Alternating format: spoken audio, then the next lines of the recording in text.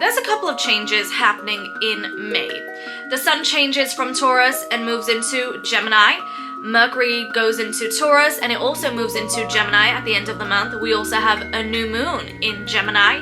That's all fun, that's all exciting, but I want to get into the juicy stuff. I want to get into the intense stuff, and that's the Pluto Retrograde, the Saturn changing signs, and the full moon in Scorpio. So I'm going to give you a bit of an overview and breakdown of those three events, those astrological events that are full of intensity, and then I'll get into your zodiac sign.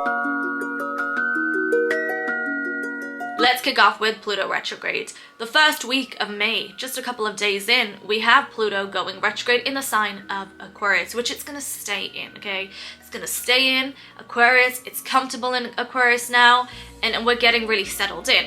This retrograde is going to last a couple of months. It's going to go direct on October the 13th. I mean, what a day. What a day for Pluto going direct October the 13th. I mean, you can't make these things up.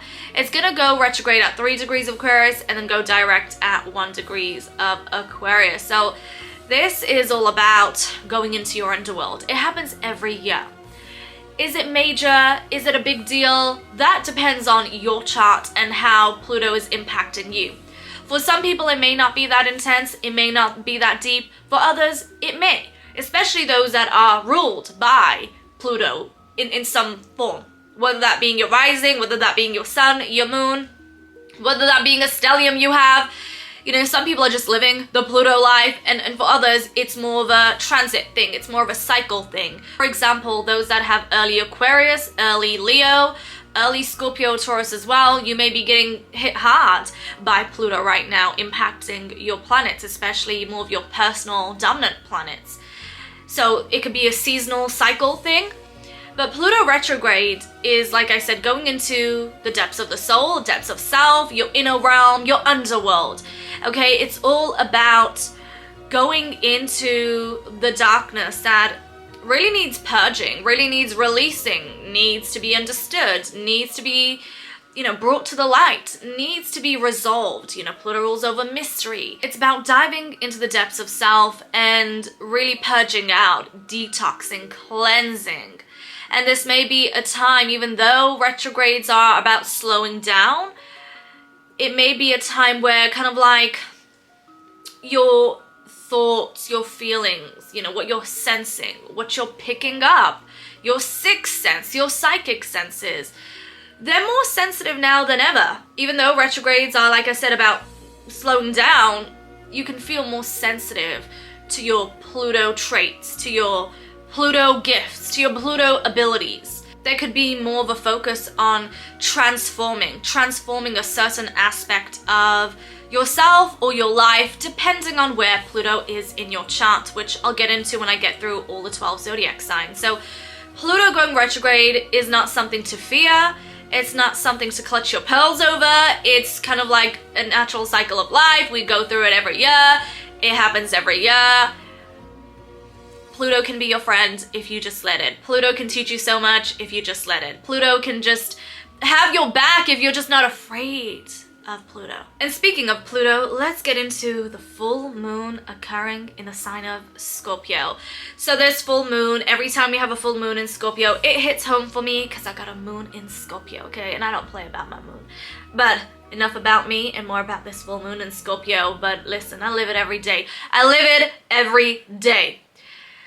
The full moon in Scorpio is happening on May the 12th. Is it an intense full moon? Absolutely it is, because it's not only in the sign of Scorpio, which is ruled by Mars and Pluto, where not only do you feel emotions and your intuition and your psychic senses and abilities are an all-time high to almost like hypersensitivity. I mean, it gives you laser sharp senses, vision, it really makes the veil thin in your realm.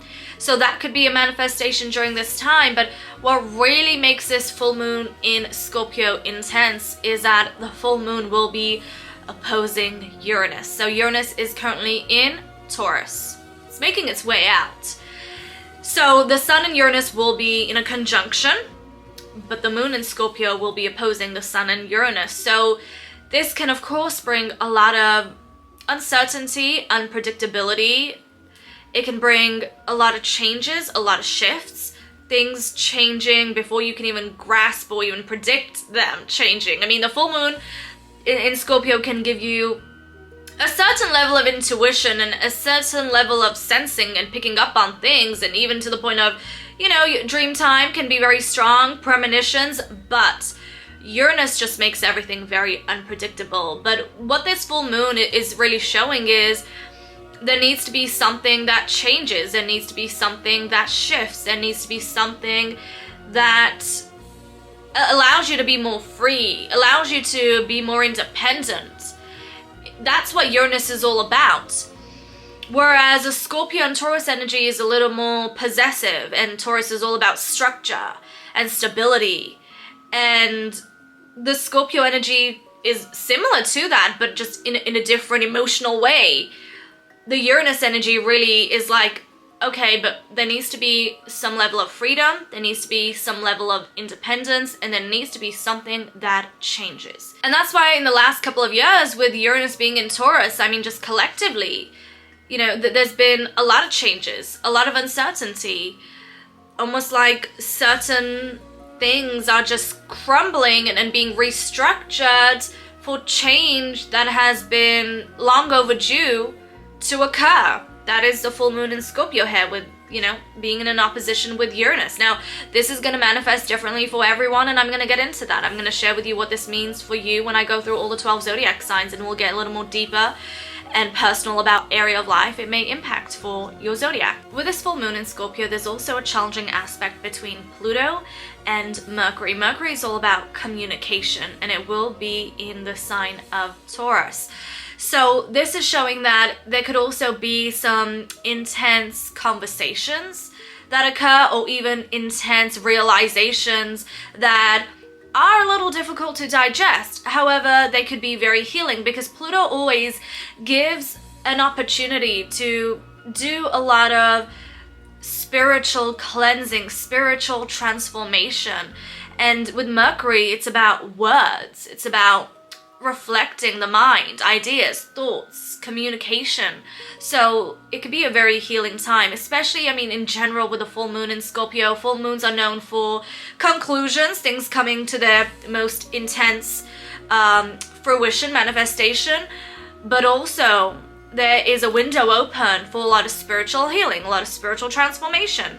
So that is a given with any full moon in Scorpio, but particularly with this and Mercury involved here, it could have a lot to do with communication and expression, expressing yourself. I mean, you know, if you feel like all the intensity is brewing up, and for some people it may be a little uncomfortable who are not familiar with that energy. I mean, for me, you know, having a natal lunar Scorpio, I just have a better understanding and a better sense of navigating through the intensity of the Scorpio moon.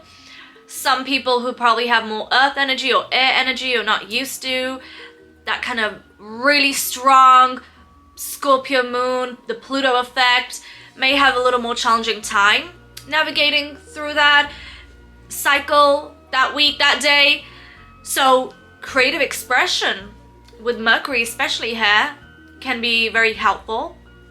Writing down how you're feeling, journaling, writing it in a song, writing it in just any way, you know, writing, communicating, that's Mercury, can be very helpful and very healing. First of all, Saturn and Aries. Saturn is the lord of time, the lord of karma. Saturn rules over the more, I guess, things that are not very pleasurable, you know. Saturn is about responsibility, it's about duty, it's about commitment, it's about maturity. It's about hard work, devotion, time. You know, when you're not abiding by Saturn, life gets a little hectic. Saturn wants us all to be a sage. But you only get to that level when you have lived life according to what Saturn deems correct. With Saturn moving into Aries, it's kind of the same as Neptune moving into Aries. They're two different energies. They couldn't be any different. Aries is a first zodiac sign. It's a fire sign ruled by Mars. It's not about the rules, it's about risks, it's about doing everything accordingly, it's about doing everything on its own time. It's about, I don't care about the repercussions, I don't care about consequences. It's about ego, the self, me, myself, and I. It's unstoppable. It's not about let me take it slow. It's not about, let me take the most responsible action or the most mature thing that I can do. Aries is more about doing something first and thinking about it later, whereas Saturn is about thinking about it over and over and over again until it's making sense, until it's logical, and then going through with things. So the time pace is just so different. The attitudes are so different. So this is going to be like, the collective is really going to go through a major shift. There's going to be a lot of egos being checked. There's going to be a lot of restructuring. A lot of people having no other choice but to kind of reevaluate and kind of go through a shift in the ego, the sense of self. There could be some slowing down and things coming up where you feel like you're not able to channel your fire the way you were able to. And then when I say channel your fire, I mean channel your magic, channel your Mars energy, channel your gifts, your abilities to the fullest. There's going to be a lot of slowing down, and Saturn is going to try to tame our energy until we have really kind of like disciplined ourselves a little more, and we're taking more of a mature approach and being more responsible and dutiful, and the things we were perhaps doing before being reckless or rebellious, like that's gonna have to be a little more kind of like tamed, like Saturn is not gonna have none of it. Saturn can sometimes bring restrictions and blockages. Aries is about independence, freedom, expression. So there could be a manifestation where, you could feel like your independence or freedom or expression is being held back or kind of restrained, or you're not able to fully be independent and free or fully able to say what you're saying. There could be a lot of censoring, a lot of just feeling like caged or tamed in a way, and that has its own consequences, because that's where the Aries energy can feel very threatened, and it can get into Mars mode where there could be so much rage and just more kind of like rebellion, so interesting times we're living in. Let's just hope it manifests in its most positive manifestation, but then we also have to understand, here we are on Earth, the 3D realm, there is both light, dark, positive, and negative, and you just got to be aware of what's going on so that you do not become a product of what's going on, and so that you see above it, and that you know how to move with maturity. The positive manifestation of Saturn. So now I'm going to go through all the 12 zodiac signs. I'm going to share with you your horoscope for May 2025, and I will leave all the chapters down below. Hey Aries, Aries rising, let's take a look at your horoscope for May 2025. So we have some changes occurring. A lot of the heaviness of the last couple of months, especially February, March, and April, is going to ease off now. Sure, there's still intensity occurring. I mean, we got a Pluto retrograde, we got a full moon in Scorpio in May. However, the energies are easing off and we are changing gears. So let's get into all of that. On May the 4th, Pluto goes retrograde. It will go retrograde at 3 degrees of Aquarius, and it will be in retrograde until October the 13th, where it will go direct at 1 degree. So we're still in the very, very early stages of Pluto being in Aquarius. It's just settling in, just tapping into the Aquarius energy. And for you, that means it's affecting the 11th house. So that is the area of life that rolls over friends, groups, networks, hopes, and visions for the future. Now, the thing with Pluto being in retrograde, for some people it means that there's a lot of going back and forth over this area of life, a lot of reflecting, or this area of life kind of slowing down, and you have to kind of look more deeper into this area of life. Pluto rules over the shadows. Pluto rules over what needs to be transformed. It rules over the underworld. It rules over depth. So depending on your chart, and if you have any aspects connected to Pluto or any energies in the 11th house, this will be more profound for you. Pluto retrograde happens every year, so it's nothing to stress about. It happens every year. It's just a natural cycle of life and the astrology and how it impacts us. So nothing to worry about, just a deeper reflection regarding the 11th house. Let's move on to Mercury. Mercury will be entering Taurus on May the 10th. So when Mercury enters Taurus, it will be impacting your second house of resources, finances, self-worth, self-value. Uranus is already there, so it's been shaking things up quite a lot. With Mercury here, there's a lot of focus here. There's a lot of ideas, a lot of communication, a lot of mental energy regarding second house matters. Conversations can be a little more grounded, a little more, I guess, more practical in a sense, where you're just more composed and reserved, but they can be also very delightful, and just there could be just really some good grounded conversations you can have with Mercury in Taurus. But the thing is, Mercury will be squaring Pluto, that is in Aquarius, earlier on, as soon as it kicks off its Mercury in Taurus transit. So that's something to watch out for. It's also going to be making an impact with Mars. So even though Mercury in Taurus does bring a lot of grace into conversations and in communication, there can still be a lot of triggers, a lot of things that come up, or even getting into like ego power battles with others and really going back and forth with words. So that's something to be mindful of, especially in the first week of May the 10th and when Mercury enters Taurus. And then when Mercury does progress forward and it does get into a conjunction with Uranus, conversations can be just very exciting and eccentric and interesting, and you can get so many downloads and so many exciting ideas coming out. And regarding the second house, regarding self-worth, regarding money, finances, resources. So that's going to be interesting. By the way, if you can hear some squeaks, that's my dog playing in the background. Let's move on to May the 12th, where we have the full moon in Scorpio. This full moon in Scorpio occurs at 22 degrees. So the moon will be in Scorpio and the sun will be in Taurus. What's really interesting about this full moon in Scorpio is the sun will be in a conjunction with Uranus, which means the moon will be in an opposition with not only the sun, but also Uranus. Uranus rolls over change, unpredictability, and freedom.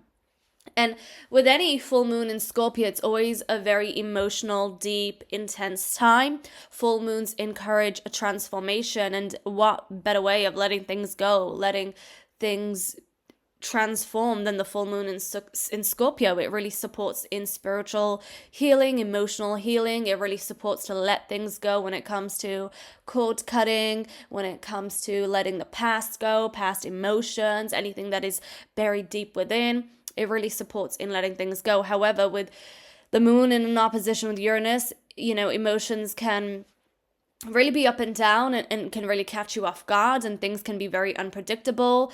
Things can change very dramatically. So that's something to be prepared for. With the Scorpio full moon, it's impacting your second and eighth house axis. So the second house is more you and what I just mentioned about self-worth and finances, what you own, resources, the material world, the material realm. Whereas the eighth house rules over shared finances, shared resources, but it's much more deeper than that as well. It's got to do with intimacy. It's got to do with deep spiritual transformation as well. So for you, this could be a very profound time, not only regarding the more mundane manifestation of the second and eighth house, but also the more spiritual healing manifestation of both the second house, but especially the eighth house. With this full moon in Scorpio, we also have Pluto and Mercury in a square. So although there could be some triggers that come up, there can also still be healing and transformation that occurs. Remember that the Scorpio moon is representing the inner self, okay? So the eighth house and all the eighth house energy is going to impact more of your inner self, your emotions, your depth. Whereas the second house, the sun being there, is going to impact more of the outer self. And we also have the moon in a conjunction with Juno. Juno has to do with, it's known as the goddess of commitment and marriage. So relationships can be a huge theme as well, whether it's something new that comes up or something you've been already working through. This could be a deep spiritual transformative time. Now let's move on to May the 20th, when the sun enters Gemini. So when the sun enters Gemini, it will be in the third house, very happy in the third house. This is where the sun shines really. It's able to really be itself. It's all about, the third house is all about the mind, intellect, stimulation, doing things, activities, being out and about, traveling, your environment. This is about communication, whether it's verbal, whether it's non-verbal, whether it's written, expressing yourself through words and language. So the sun is very happy here, and you're definitely going to be out and about. And speaking about the sun moving into Gemini, let's also talk about Mercury and the new moon, because they also will move into Gemini. So on May the 25th, Mercury enters Gemini. So you're definitely going to be communicating a lot during this time. Like, you're going to be like a wordsmith. You're going to be just so good with your words, your ideas. A great time if you're working with any type of analyzing, any type of research or learning something new, or even just expressing yourself. Is a great time for that. And also on May the 26th, we have a new moon in Gemini. So this is going to be also very exciting. It's a nice positive new moon, and it's an interesting one. It's a little more light-hearted. This new moon will occur at 6 degrees of Gemini. It's making a positive trine with Pluto.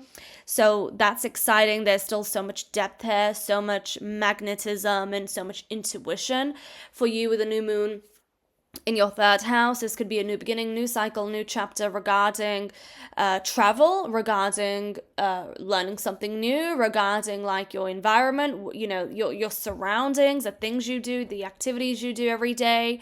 This could also have to do with something regarding research, or even when it comes to like creative ideas. This could be a aha moment where something new comes into fruition. So it's a very exciting time for you, Aries, and it's a really nice new moon. Now Saturn will be in Aries conjunct Neptune. So that's something to watch out for, because of course it's impacting you the most. It's going to be in your first house. So this is impacting identity, sense of self, life direction, life purpose.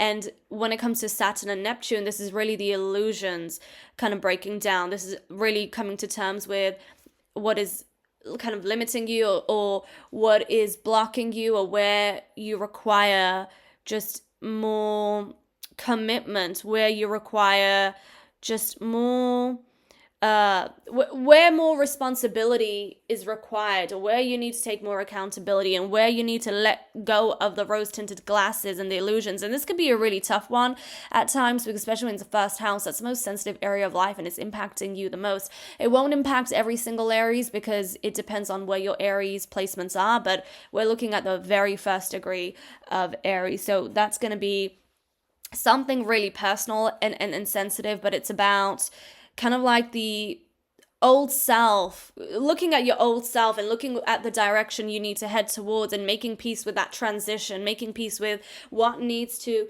change in your life to become the most wise, sage version of yourself. So that's going to be a huge one. Now let's move on to, because I'm already speaking about Saturn changing into Aries, let's talk about it, because on May the 24th, Saturn enters Aries, so just a couple of days before the new moon in Gemini. Now, it won't stay in Aries throughout the year, because due to retrograde season, it will retrograde back. But, Saturn brings a sense of duty, brings responsibilities. It requires you to mature. So it can bring some slowing down in life. And because it's in the first house, it's impacting you directly, impacting your sense of self, impacting your identity, impacting the life direction, the life path, the purpose that you're on. And so it's going to be a very serious time, and there's a lot that you're going to learn through this process. It will slow you down, but only to make you realize of what needs to change, where you need to restructure, where you are blocked, or where there are limitations, or where there are restrictions, and where you need to be more responsible, and where your sense of duty is at. And also it's going to help shape you and become the most mature version of yourself. So Aries, this is a big month for you, a lot of changes occurring, and there is going to be a shift in energy. So I'm wishing you all the best, and I'll speak with you soon. Hey Taurus, Taurus rising. Let's take a look at the astrology for May 2025 and how it will impact your zodiac. So, we do have some changes occurring in May. We are shifting gears. We are moving into a new direction, a new cycle, a new era. I mean, we already have Neptune in Aries, and this month Saturn will enter Aries. There's still some intensity because we have a full moon in Scorpio in your opposite sign. So that is going to be a huge one. We also are kicking off the month with Pluto Retrograde. So let's get into all the changes. Kicking off with May the 4th, Pluto goes retrograde.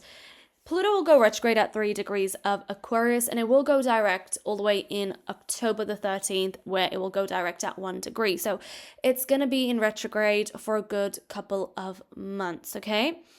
Now, Pluto retrograde happens every year. It's nothing to worry about. Sure, it will impact some Taurians, especially those that have early Taurus in their chart.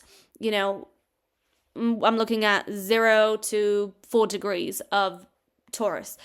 You will feel the effect of Pluto retrograde the most, and it is connected to your career goals and ambitions. When Pluto is in retrograde, we're looking at slowing down in this area of life, getting more deeper, going over the things that perhaps you kind of skipped over before, things that need more of a deeper, intense reflection that need to be addressed. This is the unconscious, this is the shadows, this is the underworld, addressing the more deeper, darker aspects of this area of life so that you do realign to what you truly want to achieve from this area of life, which is connected to your career, your goals and ambitions. So that's going to be a very strong theme for the next couple of months, and there's going to be a huge spiritual transformation, and it has to do with freedom, because when Pluto is in Aquarius, Aquarius is all about freedom and independence. So that's going to be a huge theme for a lot of Taurians. Let's move on to May the 10th. Because Mercury will enter your sign. So Mercury in Taurus is absolutely beautiful because it's very grounded, it's very graceful, you know, it's calm and composed, and the communication is absolutely delightful.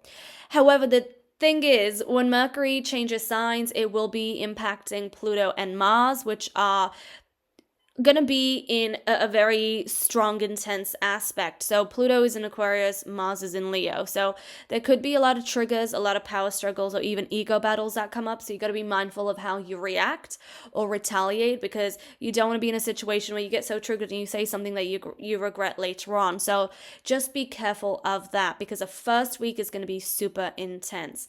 And then when time continues and we get into Mercury getting into a conjunction with Uranus, you know, your mind and your mental energy and conversations are going to be much more eccentric, much more exciting, and just very fun as well in a way. And it's going to bring a lot of creativity, a lot of, you know, you can get a lot of intuitive flashes with this energy. So that's going to be exciting. Now, Mercury will change signs. It won't stay in your sign throughout May. It will later on in the month, on May the 25th, change into Gemini. Then it will start to impact your self-worth, self-value, finances, resources. That's where a lot of your mental energy or a lot of communication is going to be occurring.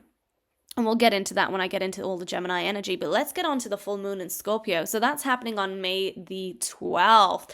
The full moon in Scorpio at 22 degrees. So look at your chart. If you have 22 degrees or anything close by in Taurus or Scorpio especially, this will be impacting you the most.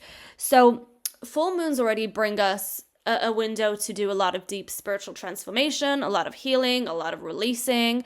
And with a full moon in Scorpio, I mean, that just heightens the ability to do a lot of that spiritual, emotional healing. Now, the thing with this full moon in Scorpio is the sun will be in Taurus. It will be in a conjunction with Uranus. So the moon will be not just in an opposition with the sun, but also Uranus. So this could bring a lot of dramatic changes, things you weren't expecting. This could bring a lot of shifts.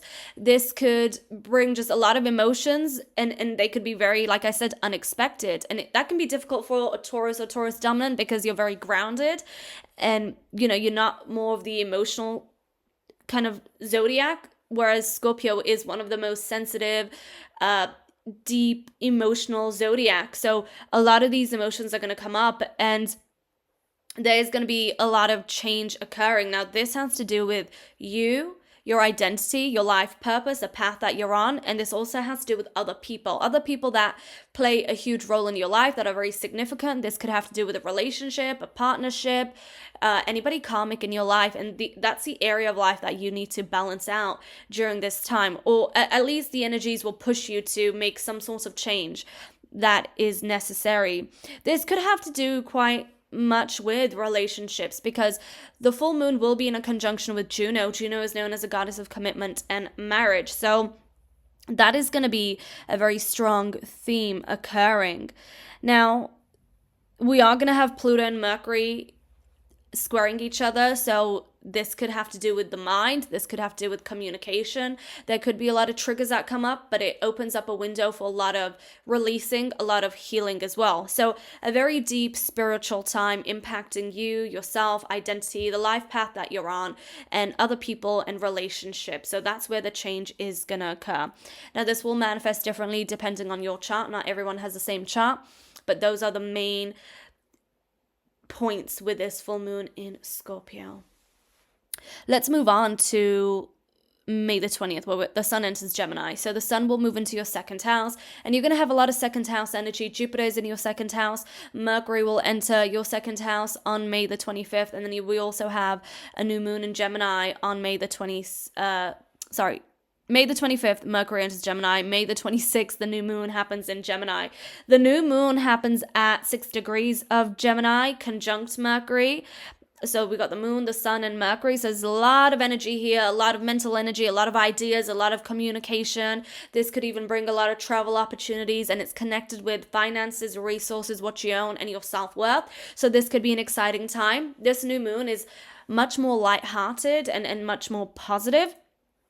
Although Saturn will be in Aries at that point, conjunct Neptune, where that has a lot to do with the past for you, your 12th house. It has a lot to do with the subconscious. It has a lot to do with things that you kind of need to shift and change, and things perhaps you've been holding on to. This has to do with your sensitivities, and there could be a lot of things that you've been kind of perhaps viewing with rose-tinted glasses, and the glasses are shattered at this point, and you're left with the truth of things, or you're left with the reality of things, and that can be difficult with the 12th house to kind of comprehend, but it's necessary for the soul's evolution. So that could be kind of like a significant change that happens as well on a very subconscious level when we're looking at the 12th house, but a lot of the focus is on the second house and more of the material realm. Now, speaking of Saturn moving into Aries, it will move into Aries on May the 24th. It won't stay entirely in Aries throughout the year because of retrograde motion, but it will be impacting your 12th house, and Neptune will also be here. So, Saturn finds it very uncomfortable being in the 12th house, whereas Neptune is much more comfortable because Neptune, the 12th house, have a lot of similarities. It's about dreams, creativity, escapism, illusion. So Neptune feels very comfortable, although that comfort can actually lead to a lot of chaos when you're not looking at things for what they are. And being a Taurian, you're a very practical energy. So you're not somebody who is prone to the illusions. But when you do have a lot of 12th house influences, that can change and shift things.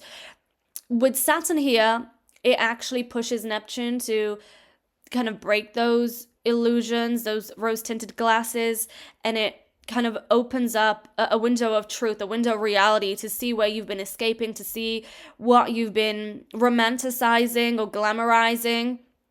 This could be a time where you're way more sensitive, even though, Saturn can kind of cut you off from emotions in a way. Neptune heightens sensitivities and emotions. So it's going to be quite an interesting manifestation, but nonetheless, it's going to show you duty, responsibility. It's going to show you where you've been kind of blocking yourself and where those limitations are in your life, and what is required to push you to the next version of yourself so you can become the most wise sage and activate that part of yourself.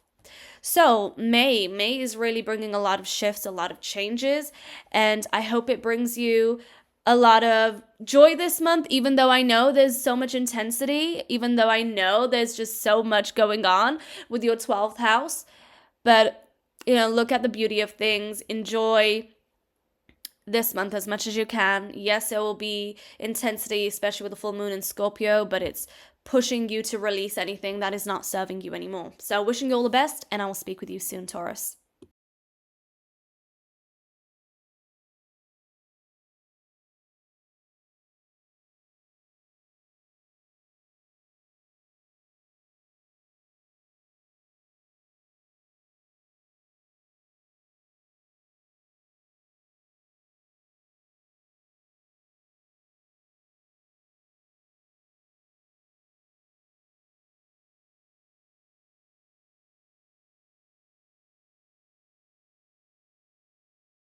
Hey Gem Rising, let's take a look at May's astrology and how it's impacting your zodiac. So there are a lot of changes occurring, a lot of Gemini energy this month, and happy solar return to all the Geminis celebrating. May this year bring you all that your heart desires. Now let's crack on with the astrology for May, because a lot of changes, a new energy on the horizon, so let's get into it. May the 4th, we have Pluto that goes retrograde. It will go retrograde in Aquarius at 3 degrees, and then it will go direct on October the 13th at 1 degree. So a good couple of months in retrograde motion. Now, retrogrades, nothing to fear. They happen every year. It's just a cycle of life and how the astrology impacts us, okay? So with Pluto going retrograde, it's impacting your 9th house. This is the area of life that rules over the higher mind, higher learning, could be higher education, could be travel, foreign places. It's about expanding the mind. So with Pluto here, there could be just a lot of deep reflection, a lot of deep, shadowy stuff that comes up, or stuff from the unconscious, buried deep within, or even coming to some really deep realizations. There could just be a lot of like slowing down in this area of life, which you're probably not happy to hear because, as a Gem Rising, you're all about traveling and being out there and exploring and going on adventures. But it's a very spiritual time, and it can really actually expand you spiritually, because this area of life is all about learning, whether it's, learning from a piece of paper, a book, articles, or learning from philosophies and ancient spirituality. Like, it doesn't matter. It's all about expanding the mind, so it can teach you a lot. It doesn't mean it's going to impact everyone the same way, but that is kind of the main manifestation of Pluto being in retrograde, is slowing things down, and it's more about having a more deeper spiritual transformation in this area of life. And who knows, during Pluto retrograde, maybe you visit somewhere, but it brings out just such a strong, emotional, sensitive, it brings out this emotional depth out of you, or something really moving that is just so profound and really just impacts you in a much more deeper way. So it really depends on your chart. What do you have in the 9th house? How is Pluto being aspected? So won't impact everyone the same way, but that is the main theme of it. Let's get on to May the 10th, where Mercury enters Taurus. It will enter your 12th house. So the 12th house is more of the kind of unseen realm. It's the non-physical. This is more of the creative, artistic, dreamy area of life. This is where the subconscious is. This is where our emotions can also exist. And with the 12th house, you could feel really creative. You can feel very artistic, great for writing, great for expressing yourself. This may be a time where you're really kind of like in your mind as well. With the energy of Taurus, it's more grounded. However, it is going to make a difficult, challenging aspect with Pluto and Mars. So that's where some of the triggers can come up, but there's still a lot of room for a lot of spiritual transformation and kind of unraveling the past, or unraveling things that have been just weighing heavy, and it's time to kind of like reflect on them, come to some realizations, and transform them. Mercury will be changing signs. It will be moving into Gemini on May the 25th, which will really be great for you because it's going to be in your zodiac. It's going to be in your first house. You're going to be a social butterfly. You're going to be traveling, even though, yes, I spoke about Pluto retrograde, but there's still so much travel here, so much movement, so much just exploring and learning new things and communicating. You're definitely going to be very social and really networking with a lot of people. So this can be a very exciting time, and there's just so much Gemini energy. I mean, the sun enters Gemini on May the 20th, so this is a new cycle for a lot of people, a new chapter. This is also a new solar year for a lot of gems. And we also have a new moon in Gemini happening. And since I'm talking about the Gemini energy, let me just talk about the new moon and then I'll get into the full moon. So the new moon in Gemini happens on May the 26th. It's at 6 degrees. So look at your chart. If you have any Gemini planets at 6 degrees or close by, this will impact you more profoundly. And it's a very nice Gemini new moon. It's more positive and lighthearted. It's really beautiful because we have Mercury, the sun, and the moon in a conjunction. We also have Jupiter in Gemini. So this is a new beginning, a new cycle, a new chapter. This could bring a lot of changes, positive changes when it comes to sense of self, when it comes to identity, when it comes to life path, life purpose. There could be something new that happens during this time that impacts you positively in life. It could have to do with, like I said, sense of self, but it can also have to do with your mind. It could have to do with communication, travel, life path, life purpose. So being very intentional during this time can really bring a lot of positivity and really direct the future, the journey you're headed on. So a really nice Gemini new moon.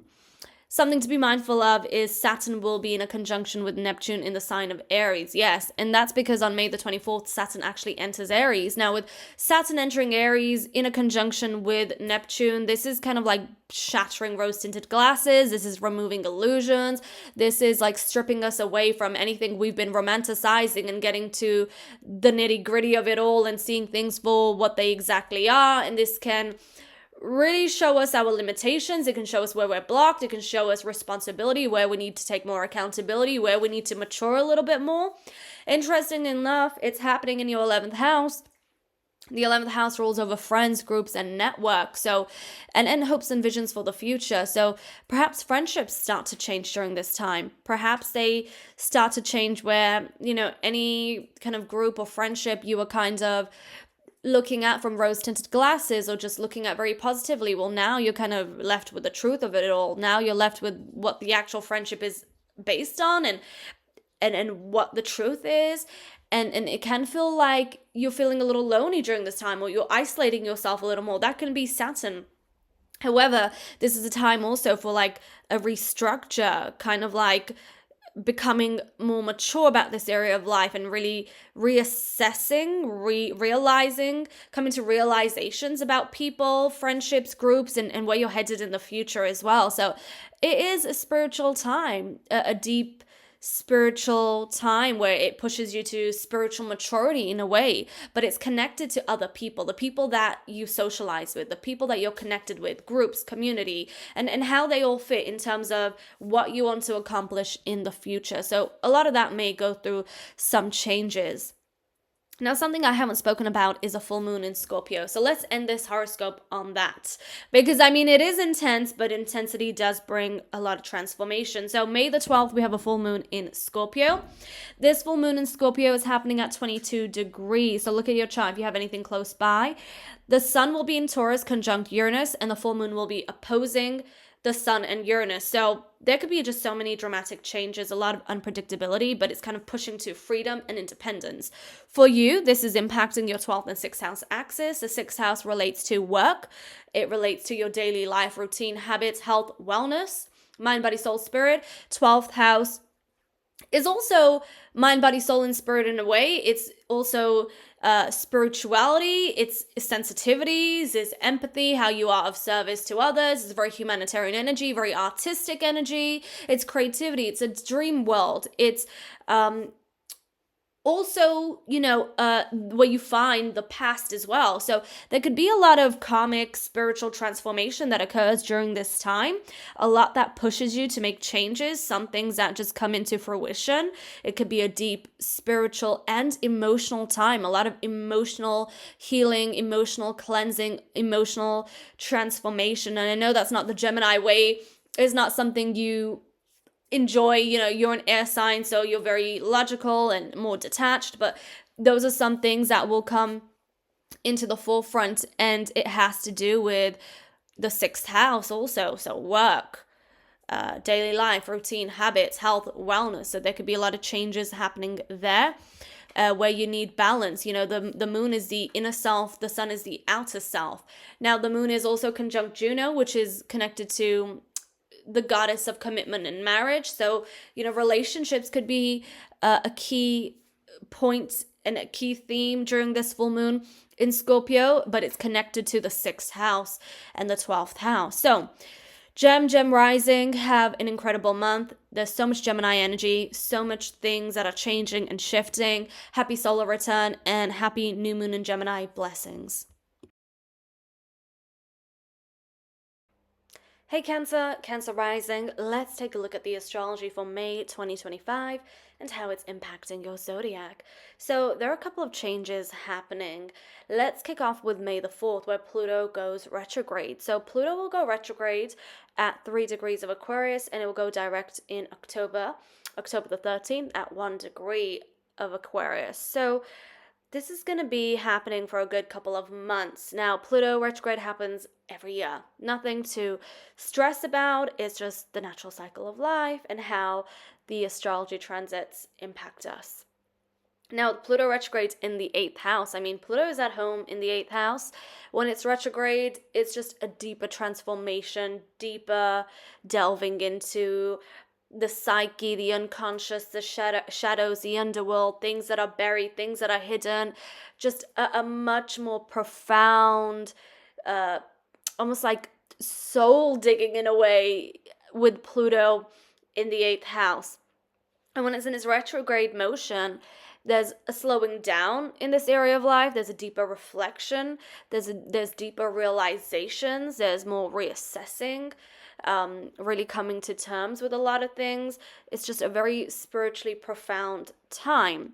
The 8th house has a mundane manifestation, but then also a very deep spiritual manifestation. The mundane manifestation is shared finances and resources. You got the intimacy. You got taking the 7th house to a much more deeper, evolved journey in a way, you could say.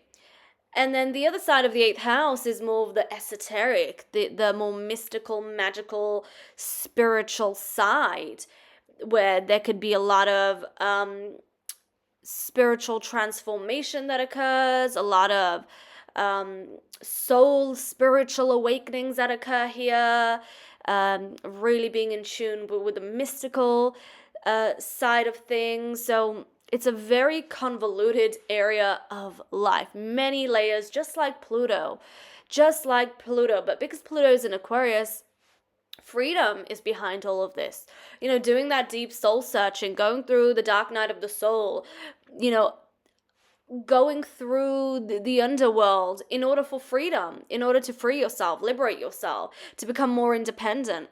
So that could be one of the main themes of Pluto being retrograde in the 8th house. It's not going to impact everyone the same way. Look at your chart. Look at if you have any fixed planets in the early degrees. So if you have any early Aquarius, Scorpio, Leo, or Taurus, this energy will impact you the most. Or if you have anything in your 8th house in general that is in the first couple of degrees of Aquarius. Now let's move on to May the 10th, when Mercury enters Taurus. So Mercury will enter Taurus and it will move into your 11th house of friends, groups, networking, your social life, hopes and visions for the future. So during this time, you can be very social, out and about with friends. There's a lot of socializing, networking, thinking ahead about, your hopes and wishes for the future.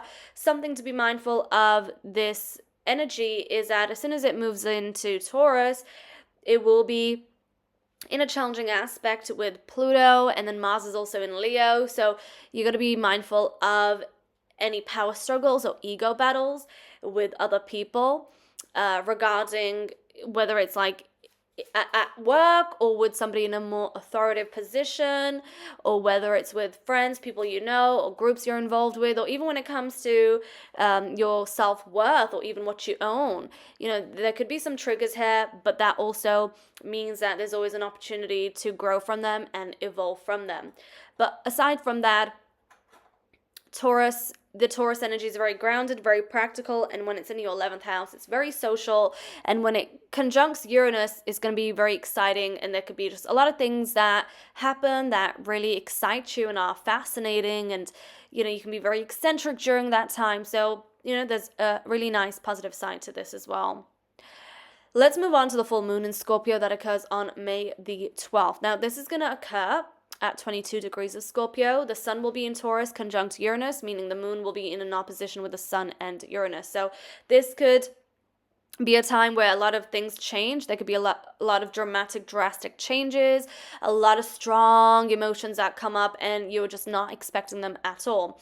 Now, with this full moons already give us a window to do a lot of soul healing, spiritual transformation. It's time to let go, release. Things can come to fruition, come to a conclusion.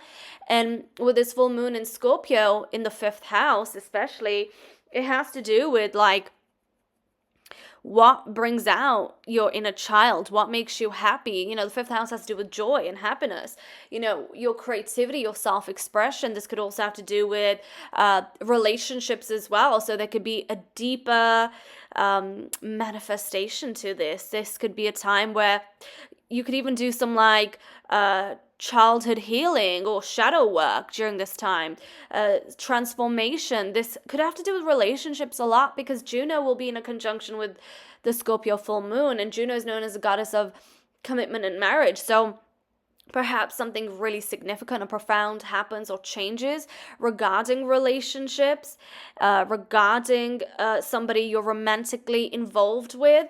That could be a major change. This could also impact friendships and groups, because that's where the sun and Uranus will be, your hopes and visions for the future. But it's going to be a very spiritually heightened time, a very emotionally profound time as well. And there could be a lot of unexpected changes, shifts, dramatic changes and shifts that occur. But ultimately, it's about releasing. It's about transforming. And it has to do with your 11th and 5th house.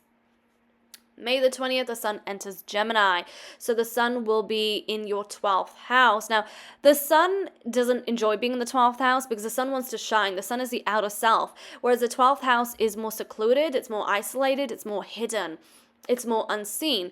So even though the sun doesn't enjoy that, you may enjoy that, because as a Cancerian, you know, you have a lot of similarities to the 12th house where, you know, you enjoy being at home in the comfort of your own home, and you sometimes can be very introverted and keep to yourself with those that you trust the most.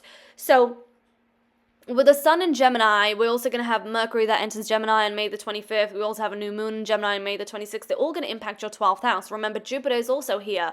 So this has to do with more the subconscious. This has to do with dreams. This has to do with past. You can even get deeper and get into past lives, emotions, sensitivities, empathy, creativity, expression, the divine, your spirituality, intuition. So there could be a lot of developments there. You can feel very creative. You can really channel a lot of your creative gifts and abilities during this time. Something can change significantly in your spirituality. There could be like this heightened intuition during this time, a lot of downloads coming through, very symbolic dreams, great for journaling, dream journaling. There's a lot of focus on spirituality, intuition, spirituality in terms of not only your connection with, you know, higher self or the universe or you know, what you believe in, such as God or the divine, but also spirituality in terms of like healing and channeling the depths of self, depths of the soul, whether that's through expressing it in a creative form or not. So that could be huge for you during this time. However, something I need to mention is both Saturn and Neptune will be in a conjunction during this new moon in Gemini. Neptune is already in Aries, and Saturn will change signs from Pisces to Aries on May the 24th. And it will go retrograde, so it's not going to stay entirely in Aries this year, but we are getting a bit of a sneak peek and a bit of a taste of what's to come. With Saturn and Neptune in your 10th house, there's a lot of focus on career goals and ambitions, and also authority. And this is also where you can find your sense of self as well. Even though you're more of a 4th house person, there's a lot of energy now in your 10th house, so it's stripping away any false layers, stripping away anything you're romanticizing, anything you're escaping from, breaking, shattering rose-tinted glasses, and really coming into yourself and being aware of responsibilities, duties, where you need to take accountability, where you need to channel being the wise sage. And it can bring a lot of realizations. That can be a lot to comprehend, but it's going to help to evolve yourself and grow into who you're meant to become. So there could be a lot of stuff that comes up regarding career, regarding an authority figure. This could even have to do with like ancestral healing if we look at it from more of a esoteric point of view. But if we stick on to the mundane aspect of this, you can feel like you have a lot of responsibilities that you have to kind of tackle and navigate through. You can feel this energy be very, very heavy, but it's really going to shift and shake you and help you become the more mature version of yourself and help you to restructure your life. And it's going to help you to really grow into self. So Cancer rising, take care this month, and I will speak with you soon.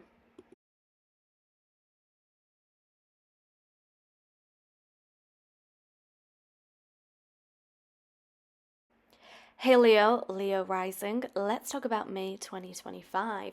There are a lot of changes occurring, but there's also a lot of intensity in the mix. So let's get into it. May the 4th, we have Pluto, the god of the underworld, going retrograde. It's in your 7th house, in your opposite sign. The 7th house rules over other people, relationships, marriages, partnerships. It's a spiritual mirror energy. It reflects back where we need to kind of balance the scales. When Pluto is in the 7th house, it brings a major transformation. Doesn't impact everyone the same time, but it definitely brings a lot of profound changes that leave a mark on you, where you really will remember this moment for the rest of your life and perhaps even beyond just this lifetime, because that is the impact of Pluto. Now, when Pluto is in retrograde, there is more of a slowing down than usual, even though Pluto is such a slow-moving planet, but it's more diving into the depths than ever before. And what's so interesting about Pluto is that it's all about the inner realms. It's all about the underworld. It's all about soul digging. But when it's retrograde, it's like even more amplified in a way. This may be a karmic period with relationships. Not that you haven't even gone through that already, because a lot of you probably have, but a lot of the past comes up during this time, and Pluto will be in retrograde for a good couple of months. It goes retrograde at 3 degrees of Aquarius, and then it goes direct on October the 13th at 1 degree of Aquarius. So it's really settling into Aquarius. That doesn't mean it's going to impact everyone. I'd say look at your chart and look at if you have anything from 0 to 4 degrees of Aquarius, because if you do, then you'll be impacted by Pluto the most. And it really depends on what else is in your chart, what else is going on, what else is aspecting Pluto, what else is sitting in the 7th house. But this is a time where a lot of the shadows come up, a lot of what is deep and buried and things even from the past. I mean, we can get so esoteric with it. This could even be linked to past lives, karma.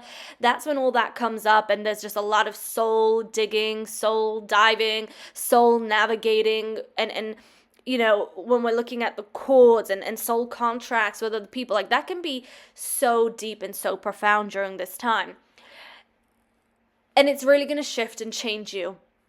So, whatever comes up for you, embrace it. Embrace this journey that you're on with Pluto in the 7th house, because it's changing you and transforming you, even if you want to hold on, even if you don't like change.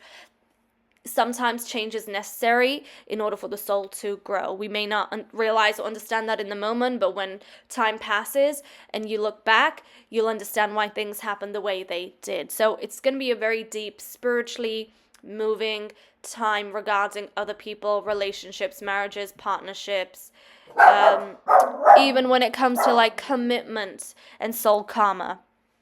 May the 10th, Mercury enters Taurus. That will be impacting your 10th house of career goals and ambitions. Mercury's really happy in Taurus in a way because it's composed and it's grounded and it takes its time and there's this grace with it. So, you can be very charming at work, or if you're like in public and you're maintaining relationships, you can have a lot of grace about you, a lot of charm about you in a very subtle way. Something to be mindful of is Mercury will be kind of like in this challenging aspect with Pluto and with Mars, because Mars is in Leo in your sign. So you have so much energy, so much drive. You're really getting things done this month, by the way, okay? Like this month is all about getting things done. It's very action orientated. If you've been working hard on something, like you're going to be working even more hard during this month, and you just have so much stamina and momentum. So that's all the great stuff with Mars and Leo.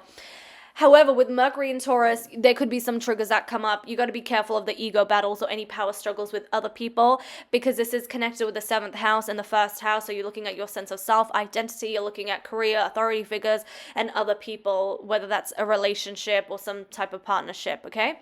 So just be mindful about that. But when we get closer to Mercury getting into a conjunction with Uranus, this can be a time where you're so eccentric, there's so much excitement, so many ideas flowing. There could be just a lot of changes connected to freedom and innovation as well. Let's get into the highly anticipated intense full moon in Scorpio that's occurring on May the 12th. This will be happening in your 4th house. So the sun will be in your 10th house, conjunct Uranus. The moon in Scorpio will be in your 4th house. So the 4th house is home, family, your personal life. You can get esoteric with it, get into past lives, ancestry, spiritual soul, karma here, like, you know, it gets much more deeper, so many layers in the 4th house. So there could be a lot of high emotion running through during this time, a lot of unexpected changes, dramatic changes, a lot of unpredictability, a lot of breaking free. It can be a very triggering time because emotions are running so high, so wild, and they can come out of nowhere where you're like, hang on a minute, where's this all coming from? But, you know, anything that's been buried deep down, like you've been holding on or trying to, you know, be in control of, it just comes out. It comes out, it's released, it's going to be in the forefront, and you can either learn and grow from it, or it can consume you. So that's a choice you have to make. Do you want to set that part of yourself free, or do you just want to hold on to it where it's just not helping you grow in any way, shape, or form? So again, another window of spiritual healing related to home, family life, personal life, emotions, career, goals, ambitions. This could even be connected with an authority figure, parental figure. Really strong emotional time. This could also be connected to relationships, because a full moon will be in a conjunction with Juno, the goddess of love. Sorry, not love, the goddess of commitment and marriage. I mean, you can throw love into there, you know, that's all intertwined as well. So again, a relationship can be huge, where there could be a major change or transformation regarding home life, family life, relationships, and love, okay? So a very intense time, but something is pushing you to change, make a transformation. May the 24th, Saturn enters Aries. Saturn will be entering Aries and moving into your 9th house, joining Neptune. It won't remain there for the entire year, but this is a sneak peek. This is a little taste of what's to come. It's impacting your 9th house of the higher mind, higher learning. You can even see it as higher education, philosophies, travel, foreign places, cultures, just the mind, expanding the mind. This is where you'll realize a lot of your limitations.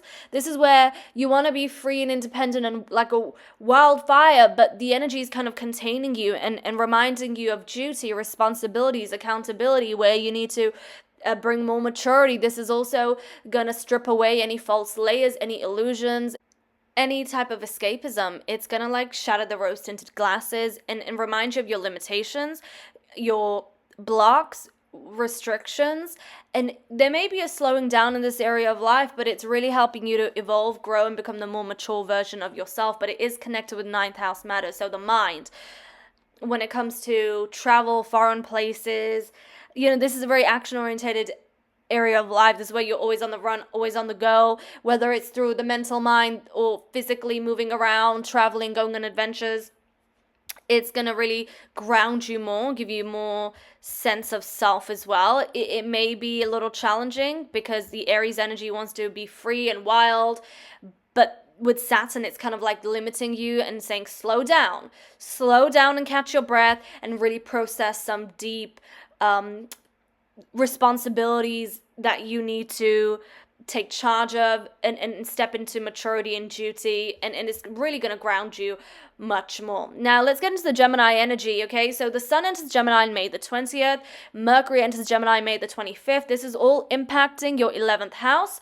So although I just spoke about Saturn kind of grounding you in terms of like moving around and traveling and being on the go, the 11th house is a very social energy. It's all about friends, groups, networks, hopes and visions for the future. It's a networking energy. So you're still going to be obviously on the go. Mars is in your first house. Mars is in your sign. So there's still a lot of moving around, a lot of socializing, getting to know people, networking, hanging around, having fun, planning for the future. The new moon in Gemini will be in your 11th house. It's a beautiful new moon. It's going to be at 6 degrees. It's a light-hearted new moon, so it can bring new opportunities, a new possibility in this area of life, new friendships, new groups, new hopes and visions for the future. It can help you in that sense as well.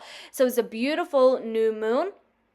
The thing is, Saturn and Neptune will be in a conjunction in your 9th house. Although you're having a lot of fun, getting to know people, getting things done, something new, something beautiful can occur, manifest during this time. Saturn is still kind of like, don't forget about the illusions. Don't forget about, the responsibilities you have. So it's kind of like a balance, okay?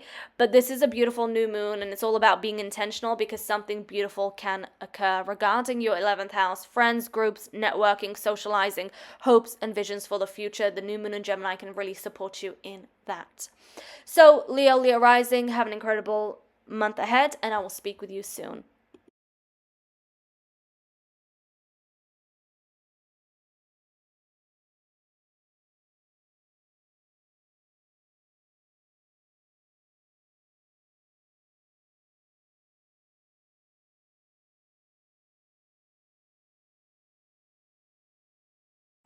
Hey Virgo rising.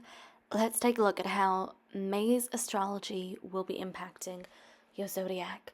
So there are a lot of changes occurring this month. We are shifting gears, moving into a new cycle. We have Pluto going retrograde. We got a full moon in Scorpio, which you already know is going to be very intense. We got a lot of Gemini energy and Saturn changing signs. So let's get into all of that. Kicking off with May the 4th, where Pluto goes retrograde. Now, Pluto is currently in Aquarius. It's just settling down in Aquarius in your 6th house, which rules over work, daily life, habits, how your lifestyle is structured, health, wellness. This is also the area of life that rules over being of service to others. So with the 6th house and Pluto in here, there's a lot of deep focus here, a lot of transformation that is occurring in this area of life. And when Pluto goes retrograde on May the 4th, and it's going to be in retrograde for a good couple of months until October the 13th, there's getting even more deeper, going even more into the unconscious, the underworld, the shadows, anything that needs to be released, anything that needs to be detoxed, anything that needs to be a purge.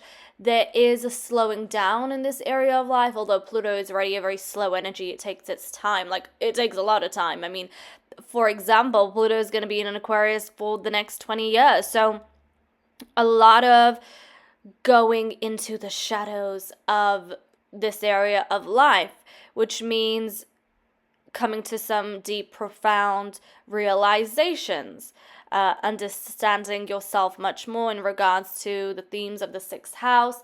Definitely with the 6th house, there is going to be a change or a lot of focus on work, your lifestyle, and wellness. It won't impact everyone at the same time, because of course everyone's chart is unique, but take a look at if you have anything in early Aquarius, and take a look at if you have anything aspecting Pluto, so anything in Leo, Taurus, or Scorpio. If you do, especially if you have anything from 0 to 4 degrees of the fixed signs, this will impact you the most. Moving on, May the 10th, we have Mercury, the planet of communication, changing signs and entering Taurus. So when Mercury enters Taurus, it will move into your 9th house.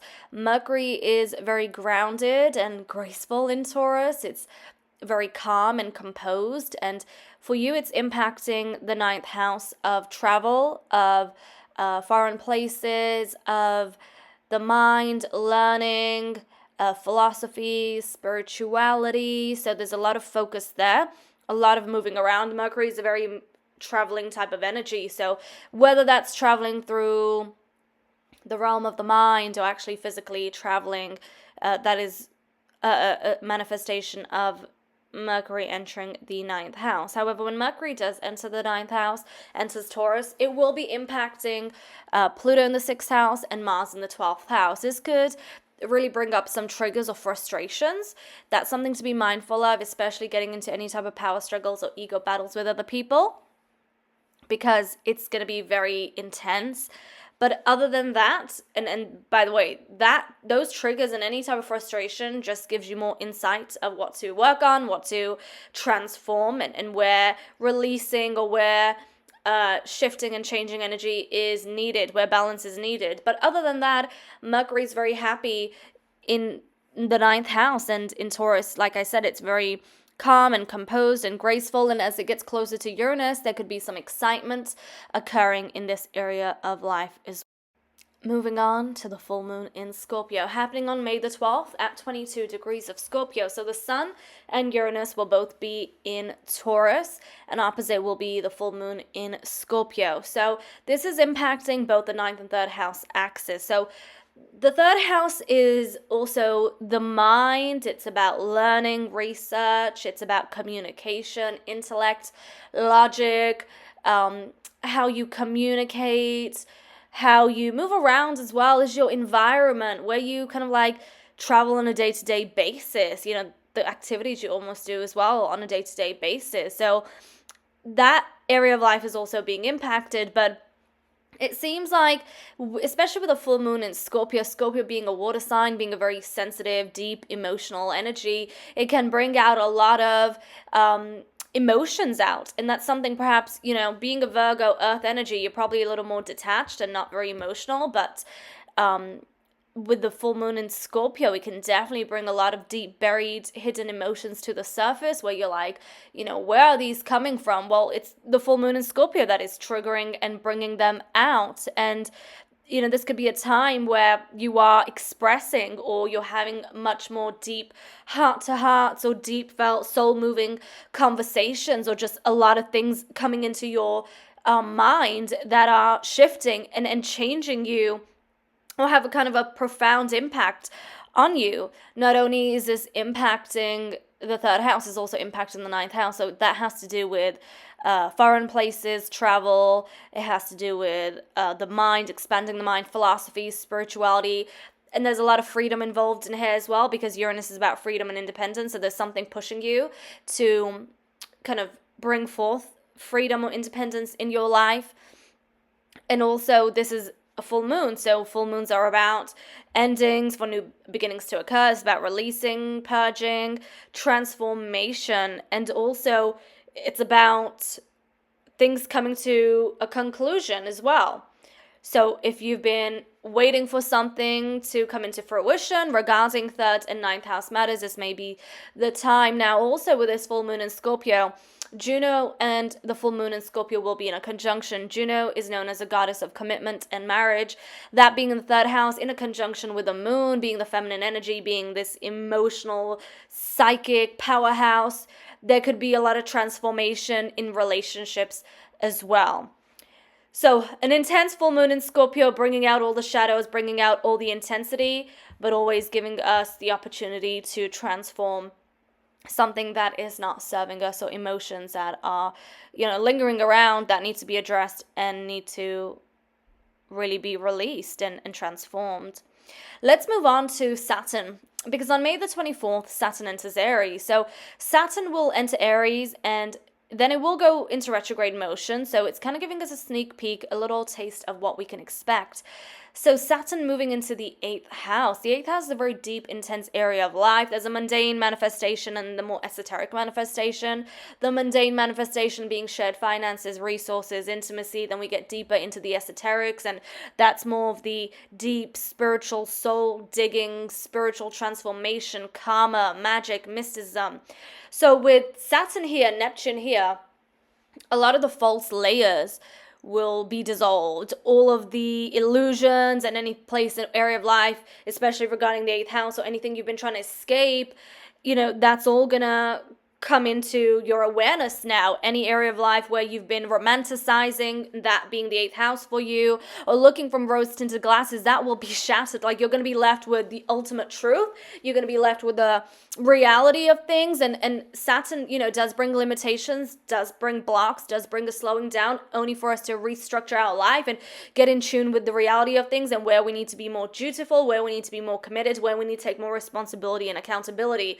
So with the 8th house and Aries being the rule of the 8th house, this shows somebody who needs a lot of freedom and independence in this area of life, and you can feel almost very contained with Saturn, where Saturn is not allowing you to move forward. Saturn can almost have the Aries energy on a leash, where it's like, no, you got to go at my pace and then learn certain lessons so that you become like so mature in this area of life, have gained so much wisdom and knowledge in this area of life, and then the rewards will come.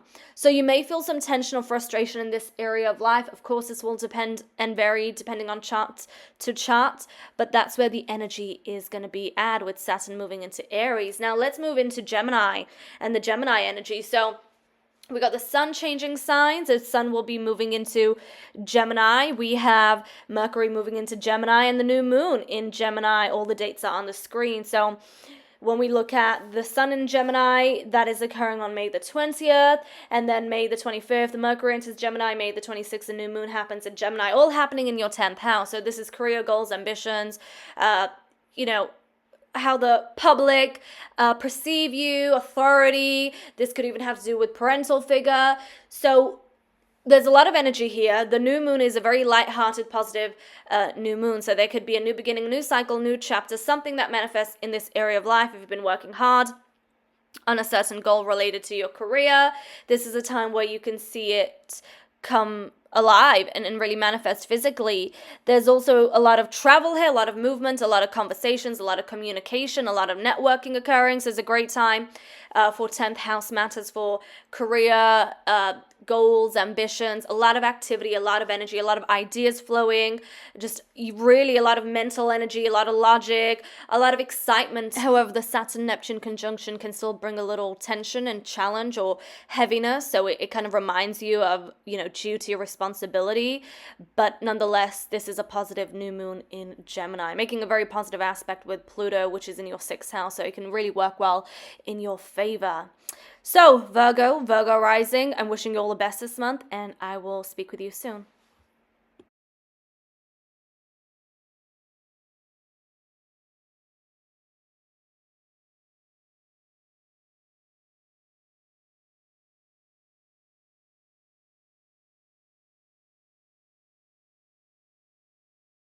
Hey Libra rising. Let's take a look at how the astrology of May 2025 will be impacting your zodiac. So May the 4th, Pluto goes retrograde. And I know that kind of stresses people out, like Pluto retrograde. Listen, it's just a normal part of life and how the transits impact our zodiacs, okay? It's nothing to stress about. It's just normal, embrace it. So here's the thing about Pluto going retrograde. It's going to go retrograde on May the 4th until October the 13th. And it will be impacting your 5th house. So this is where you can do a lot of inner child healing, spiritual healing when it comes to what makes you happy, what brings you joy in life, when it comes to self-expression, creativity, leisure, pleasure, even relationships to some extent. This could impact. Pluto going retrograde is diving into the shadows, diving into your underworld, diving into the unconscious, and really delving deep into, yourself and your emotions, and even into fears or triggers. It's about transformation, and it's impacting your 5th house. So there could be a lot of emphasis here on inner child work, joy, happiness, what is kind of blocking you or cutting you off from joy and happiness, self-expression, channeling the more deeper, darker parts of self and expression. I kind of think of dark feminine energy with this energy of Pluto being in the 5th house. So that's where a lot of the focus can be. It won't impact everyone. It really depends on your chart if you have anything in the 5th house or in the earlier degrees of the fixed signs such as Leo, Taurus, or Scorpio, 0 to 4 degrees in Aquarius. But nonetheless, this is a great time for spiritual transformation. May the 10th, Mercury enters Taurus.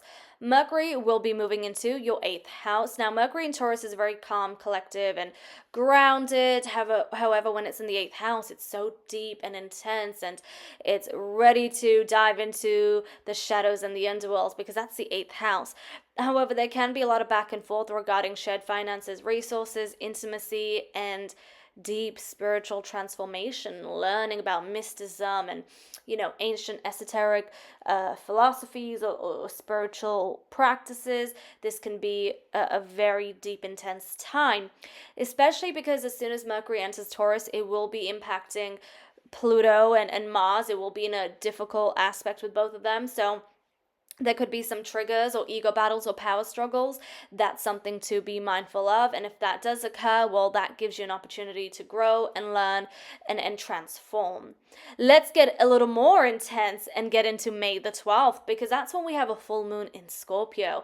And for you, the full moon in Scorpio is going to be impacting your 12th and 6th house axis. So the sun will be in Taurus, conjunct Uranus in your 6th house of work, everyday life, lifestyle, routine, habits, health, and wellness, and the 12th house of the subconscious, things that are hidden, things that are very magical, mystical. This is the area that rules over creativity, spirituality, dreams, healing, the divine, the universe. This is a non-physical realm.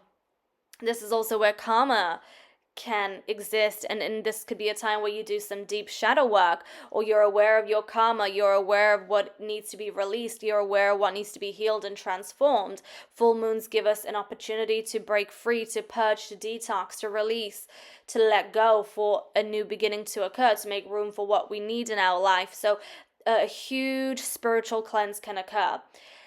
Now, with the full moon in Scorpio opposite the sun and Uranus in Taurus, there could be a lot of emotions going up and down. There could be dramatic, drastic changes, unpredictability, things you weren't expecting can occur. It can be a very deep emotional time, which, gives us the opportunity to do deep emotional healing. And this is not only just connected to the 12th house, but your 6th house as well. So could also impact work, lifestyle, and how you feel, mind, body, soul, and spirit. What needs to be released, what needs to change forms in order for you to balance both of these life areas out, okay? Now, with the full moon in Scorpio, it's going to also be conjunct Juno. Juno is known as a goddess of commitment and marriage.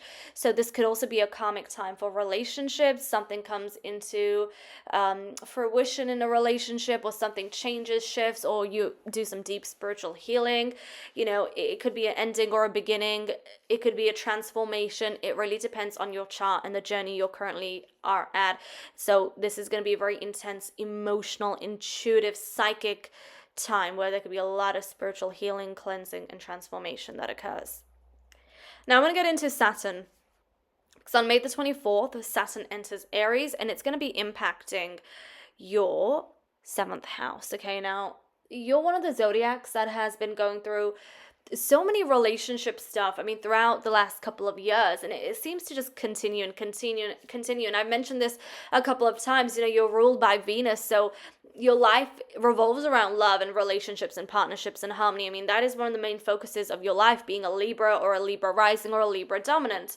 So with Saturn entering Aries, it's going to impact your 7th house, which can make you feel like there's some limitations or blocks in this area of life. You may not be able to feel like your best self, because you're reminded of kind of like the more heavier aspects of a relationship, or the more serious aspects of relationships, such as the responsibilities, the duty, the commitment, where accountability needs to occur.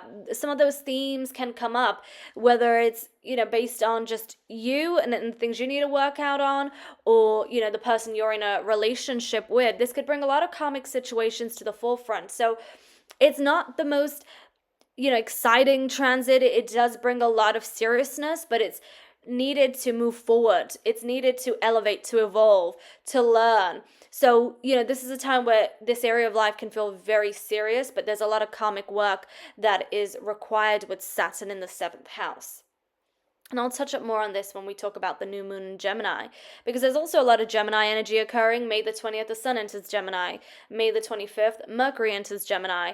So this Gemini energy is occurring in your ninth house. We also have Jupiter there, and we're going to have the new moon in Gemini on May the 26th. So the ninth house rules over learning, the mind, higher education, higher learning, philosophies, researching. This is also the area of life that rules over travel, foreign places, cultures. So this is going to be a very action-packed area of life. There could be a lot of travel. There could be a lot of movement, a lot of excitement, a lot of new experiences, a lot of adventure. This is like a vacation. This is going on, a new adventure. You can learn so much and really, really expand your mind. You're probably going to be very social, network a lot, meet new people, communicate. Communication is going to be key. So a lot of exciting energy in the ninth house. With a new moon in Gemini, it is a positive energy. It is a positive new moon. So there could be a new beginning, a new cycle. This could be a time where you kind of like go out on a vacation, or something major happens regarding learning or researching, or a project that requires like a lot of communication, or the mind and research, or something regarding travel or foreign places. This could be like something new that occurs in this area of life with a new moon in Gemini. Something to be mindful of is Saturn. Saturn will be in a conjunction with Neptune in the 7th house. Although there's some excitement, there could also be a realization of your limitations. And with Saturn and Neptune, there's a lot of peeling away the false layers, releasing a lot of those illusions, being left with nothing but the raw truth, learning about where you've been romanticizing other people or relationships, really understanding where you've been toxic positive, especially regarding relationships and other people.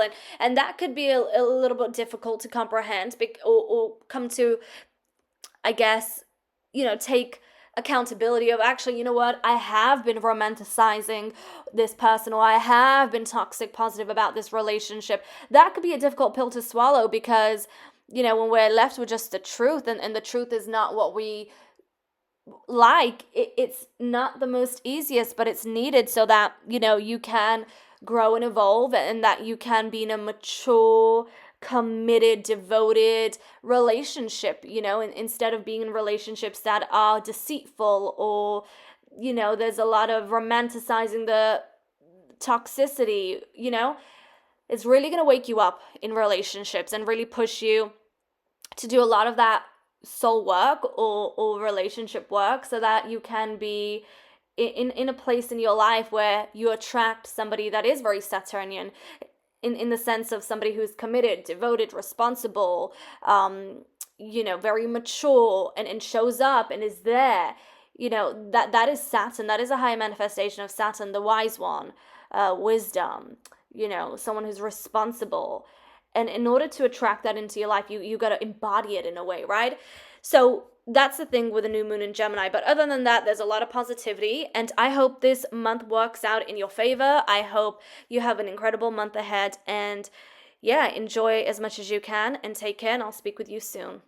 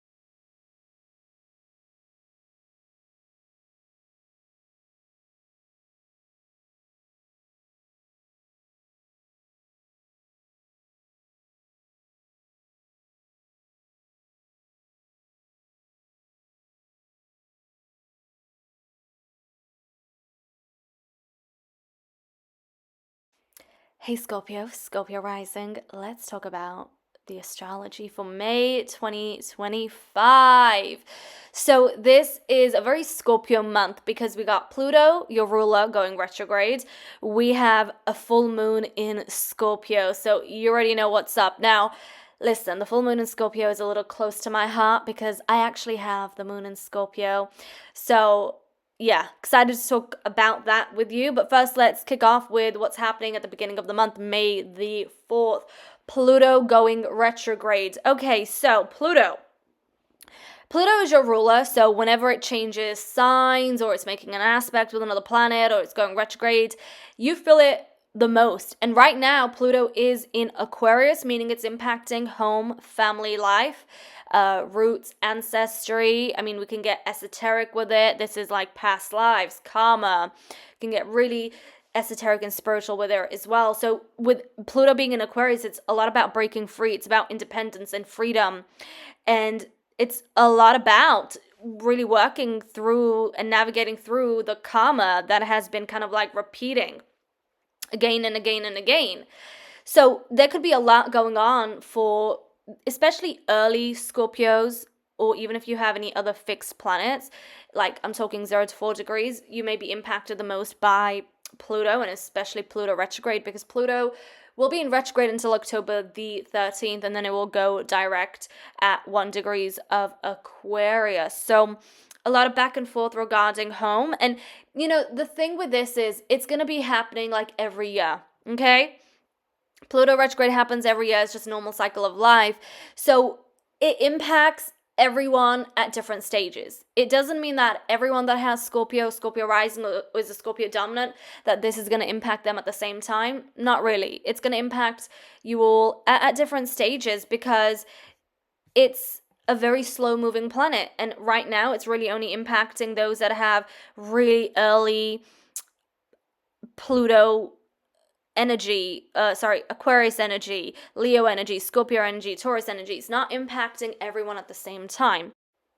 However, those that it is impacting, there's, like I said, a lot of karmic situations coming up at home and family and personal relationships. So there could be like a deep focus here, going into the unconscious, anything that is buried, the underworld, really getting into the nitty-gritty of things, and you know, really coming to terms with some things, coming to some profound realizations and transforming things that are just not serving you anymore in this area of life. So yeah, a lot of shadow work with Pluto retrograde in the 4th house. You know, the 4th house is not just home, family, it's structure, it's stability, it's security, it's safety. It's where you go to retreat, you know, it's where you go to heal, rejuvenate. So it's a very important area of life. May the 10th, Mercury enters Taurus. So Mercury entering Taurus means it's entering your 7th house, your opposite sign. Mercury in Taurus is very calm, cool, and collective. When it's in the 7th house, you know, there could be some harmonious conversations occurring with other people, really connecting, whether it's through connecting mentally with, you know, through communication or having heart-to-heart conversations. It's really going to be profound in the 7th house, especially regarding relationships and other people. Something to watch out for is as soon as Mercury enters Taurus, it will be triggering Pluto and Mars, which are in an opposition, and that may be a little triggering, or, you know, you can get into ego battles or power struggles or say things that you... I'm not going to say you'll regret later, because a Scorpio would turn around and say, I don't regret it. But, you know, you can be under the influence of these energies where you say something that won't really solve anything, won't support you in anything. It's just something that where you're retaliating and getting into confrontation that really is just chaotic. That's something to be mindful of. Other than that, Mercury in Taurus in the 7th house, this is an energy that really supports communicating and bonding and connecting. Let's move on to May the 12th, where we have the full moon in Scorpio at 22 degrees. So take a look at your chart. If you have Scorpio energy at 22 degrees or very close by, this will be very profound for you. So the full moon in Scorpio. The sun will be in Taurus, conjunct Uranus in the 7th house, and the moon will be in the 1st house.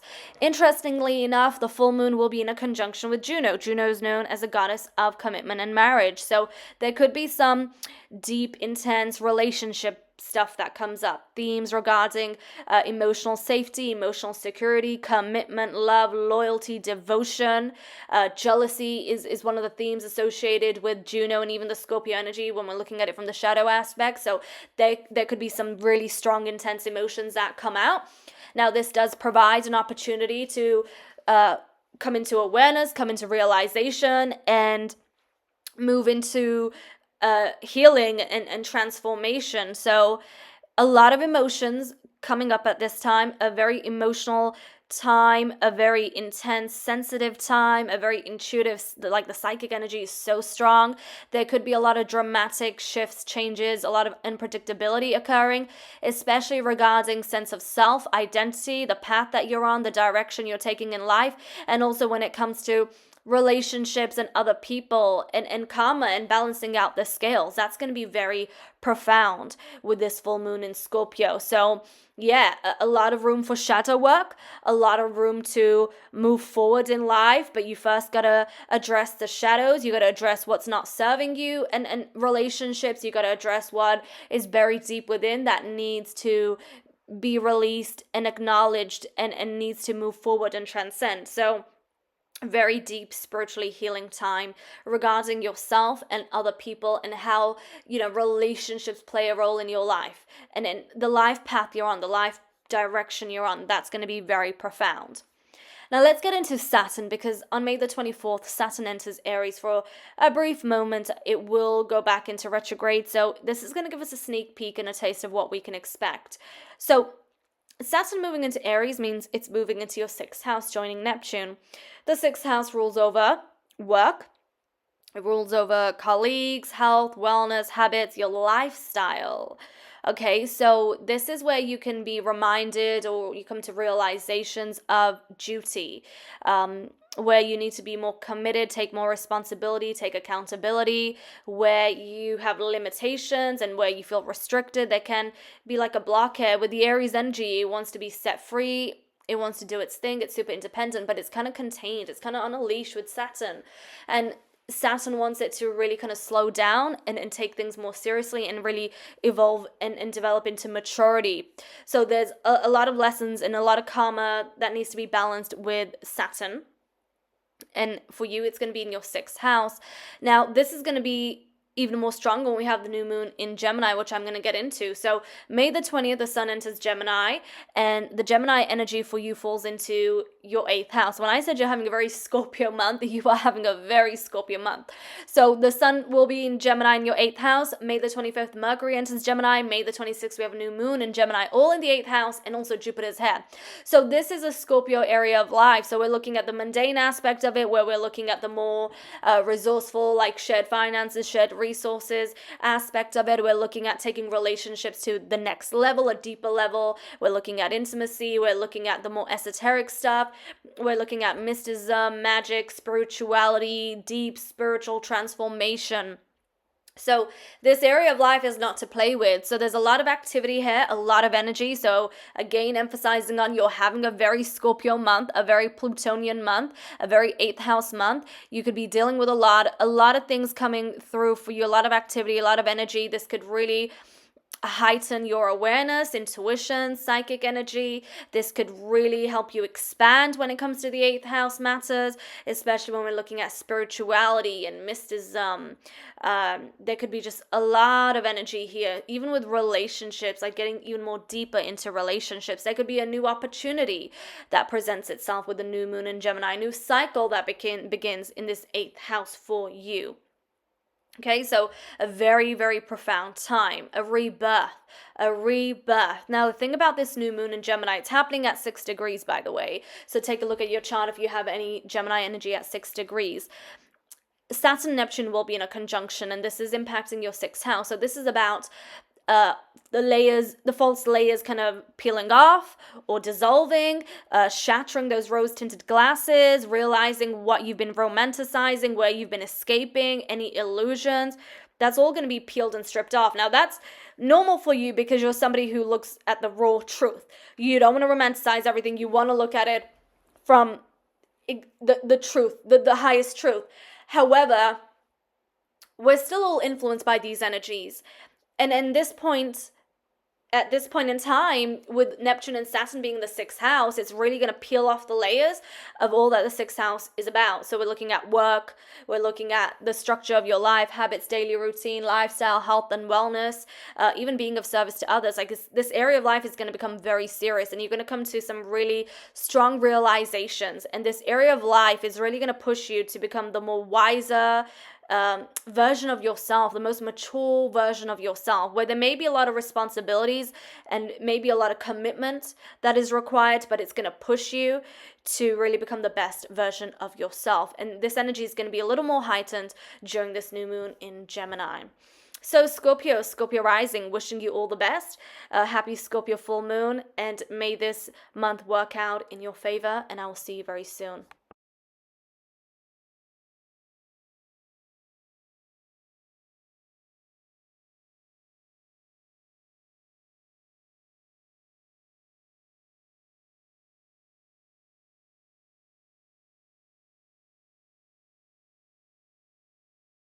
Hey Sag rising, let's take a look at how May 2025 is going to be impacting your zodiac. So you will be having a lot of energy in your opposite sign, Gemini. So that's going to be impacting your 7th house of relationships, and we'll get into that. But first, let's kick off with May the 4th, where Pluto goes retrograde. So Pluto will go retrograde in your 3rd house. It happens every year. It's nothing to stress about. It's not going to be impacting every single person. Just take a look at your chart, and if you have anything early Aquarius, then it will impact you, or even early Leo, Scorpio, or Taurus. So with Pluto going retrograde, there's a lot of focus on the 3rd house. So that's the mind, that's intellect, logic, communication, analyzing, researching, your environment, almost like your daily environment where you go back and forth, where you travel back and forth, and also like the activities you do on a daily basis. Now, retrogrades make us slow down. They make us dive deep. Now, Pluto is already a slow moving energy, and it's all about depth, but the retrograde energy kind of amplifies it even more. It's going over things of the past. So for you, the mind and things that are going on in your mind, the mental energy, the communication, the learning, this could be like going over topics or things that you once kind of like got interested in, and you couldn't continue for some reason, and you now kind of pick up your interest again, or you want to dive deeper into it, or finding the spiritual meaning about everything, really kind of diving in more deeper. Like, sure, the 3rd house is a very intellectual, logical energy, but the Pluto energy gives you much more of a spiritual and deep flair, magical, mystical flair to it. So, things that perhaps you started in the past regarding Pluto in the 3rd house, but didn't continue, during Pluto retrograde, you may pick up. There may be a lot of karmic conversations that needed to be had. Any kind of like emotions, deep Pluto themes that you've been holding on to, or that are buried deep within, or any Plutonian shadows may come up to the light and may be expressed, especially because Pluto is in the 3rd house. So not that intense for you. However, nonetheless, it is still impacting you. It really just depends on your chart. Like I said, take a look at where the early degrees of Aquarius or the fixed signs are in your chart. May the 10th, we have Mercury that enters Taurus. So when Mercury enters Taurus, it will be impacting your 6th house of work, your daily life structure, routine, habits, and wellness. Now, with the 6th house and Mercury in it, there could be like a lot of conversations occurring at work, a lot of researching, a lot of learning. So that can be exciting. Now, Mercury in Taurus is very calm and collective, has a lot of grace to it. So you can really get along with colleagues during this time. However, something to be mindful of is as soon as Mercury enters Taurus, it will be in a challenging aspect with Pluto and Mars. So there could be ego battles and power struggles and a lot of triggers. So just be mindful of that, especially regarding like the things you say, because Pluto is in the 3rd house and Mars is in Leo. So it's already very like defensive. And then Mercury being in the 6th house. So that could be with like colleagues. Just be mindful of that. If you find yourself getting triggered, get into the Pluto transformation mode where, you can come into some realization so that you can move energy so that it doesn't get the best of you. Moving on.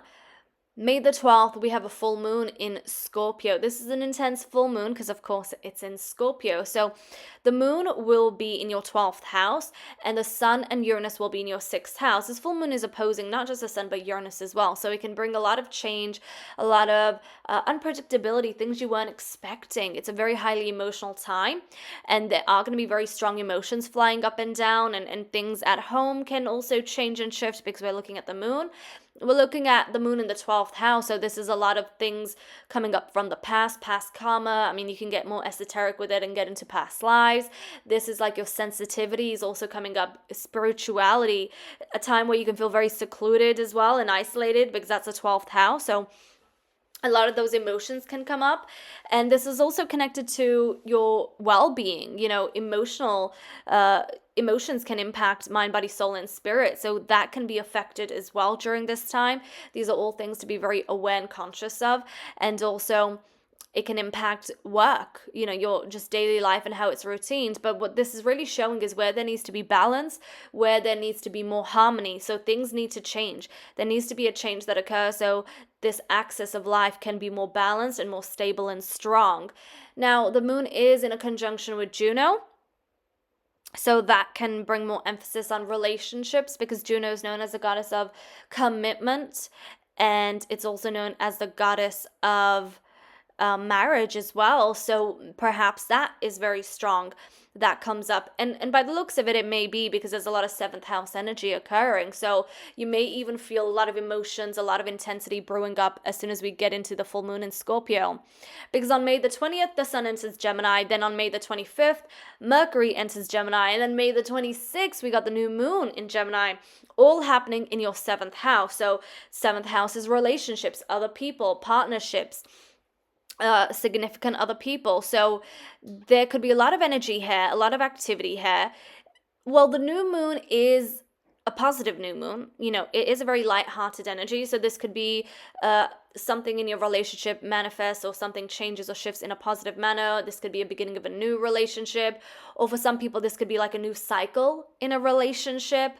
A new cycle in a relationship, depending on what else is going on in your chart. Even though this is a very positive, light-hearted new moon, there is some strong energy behind it, and that's Saturn.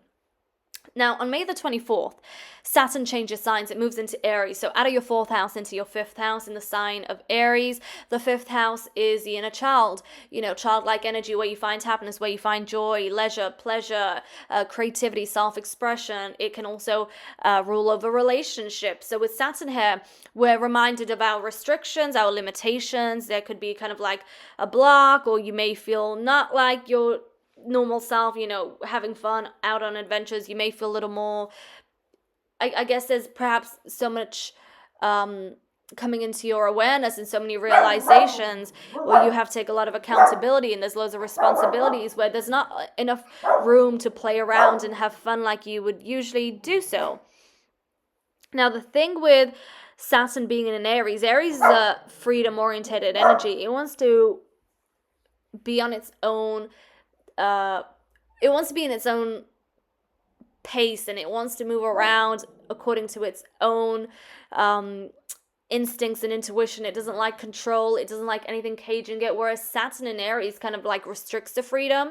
It kind of restricts the wildfire energy, the free-spiritedness. So there can be some frustrations there. You can be really reminded of where you're limited. But what it's really doing is kind of like reminding you of your duties as well. The 5th house is where you have a lot of fun, and you can, with Neptune here, this could show escapism. This could show where you escape from the reality of life. This could show, where you romanticize things, where you look at everything from rose-tinted glasses. And when we have this new moon in Gemini, and Saturn and Neptune will be in a conjunction, a lot of these illusions will dissolve. There'll be a lot of layers peeling off, and a lot of rose-tinted glasses shattering, where you're left with just the truth. And sometimes the truth can be difficult to comprehend, but nonetheless it's required with Saturn in order to become the most wise version of self, in order to become the most mature version of self. So although there's a lot of positivity with this new moon in Gemini, there is a lot of strong Saturnian energy, okay? The Saturn energy can also impact relationships because the fifth house also rules relationship, and Venus is also going to be in Aries. So Sag rising, take care this month. A lot of Gemini energy, a lot of relationship energy, and I hope it all works out in your favor, and I'll speak with you soon.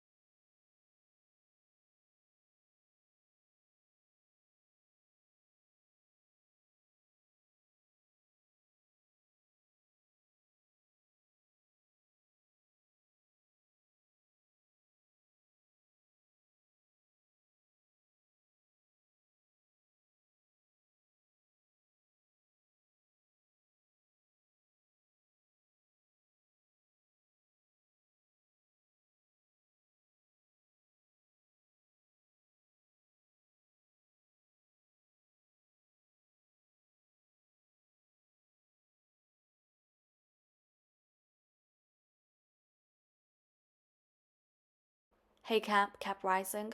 Let's take a look at your astrology forecast for May 2025. So, May 4th, we have Pluto going retrograde. Happens every year, nothing to stress about. It's just a normal cycle of life and how these transits impact us. So, Pluto going retrograde will occur in your second house of finances, resources, what you own, self-worth, self-value, the material realm. So, with retrograde energy, it's just going to get much more deeper and much more intenser. Is it going to impact everyone the same way? No, because everyone's chart is unique. But the overall theme here is really diving into the unconscious, diving into the underworld, digging in for any shadows, fears, any type of darkness that is lingering around this area of life that needs to be released, that needs to be transformed, any insecurities, that's Pluto really getting into the nitty-gritty of things, any type of false illusions as well.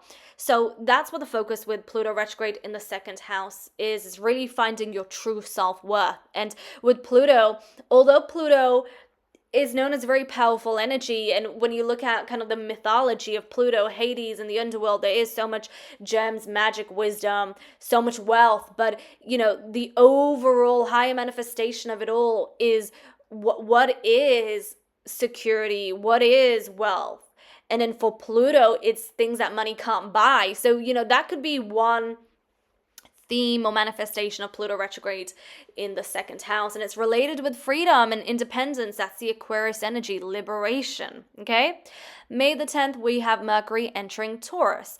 Mercury will be entering your fifth house. This is the area of life that rules over play, happiness, joy, the inner child, creativity, self-expression, also romance and dating. So with Mercury here, there could be a lot of energy here, a lot of moving around, going on dates, having fun, communicating. Mercury in Taurus is very grounded.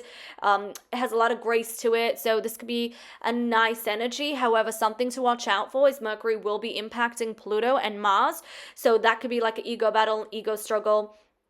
Be very mindful of that because you don't want to get in a situation where it becomes chaotic or it escalates and you kind of get into like some type of power struggle. That's just not healthy, but that can be a trigger with, Mercury being in Taurus and in a difficult aspect with Pluto and Mars. Let's get into more intensity, and that's May the 12th. We have a full moon in Scorpio. This full moon in Scorpio is happening in your 11th and 5th house. So the sun and Uranus will be in your 5th house, and the moon in Scorpio will be in your 11th house. This full moon is happening at 22 degrees. Take a look at your chart to see if that is impacting you the most or not. That will depend on if you have Scorpio energy close to that degree or not. Now with the sun and Uranus in an opposition with the moon, there could be a lot of uncertainty, unpredictability, just things that you didn't expect occurring. Emotions can be very intense. You can feel very sensitive. There could be a lot of energy that is very strong, a lot of psychic energy that is strong. And, grounding during this time is of so much importance because, you can just feel all over the place with this energy. Uranus is not a stable energy. It can just change at any given time.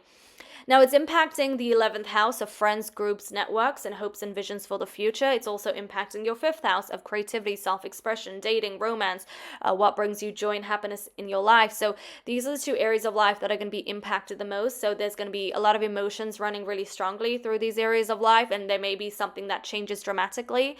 This is also indicating where something needs to be released or pushed or moved out of like your energetic field, something that needs to change or transform.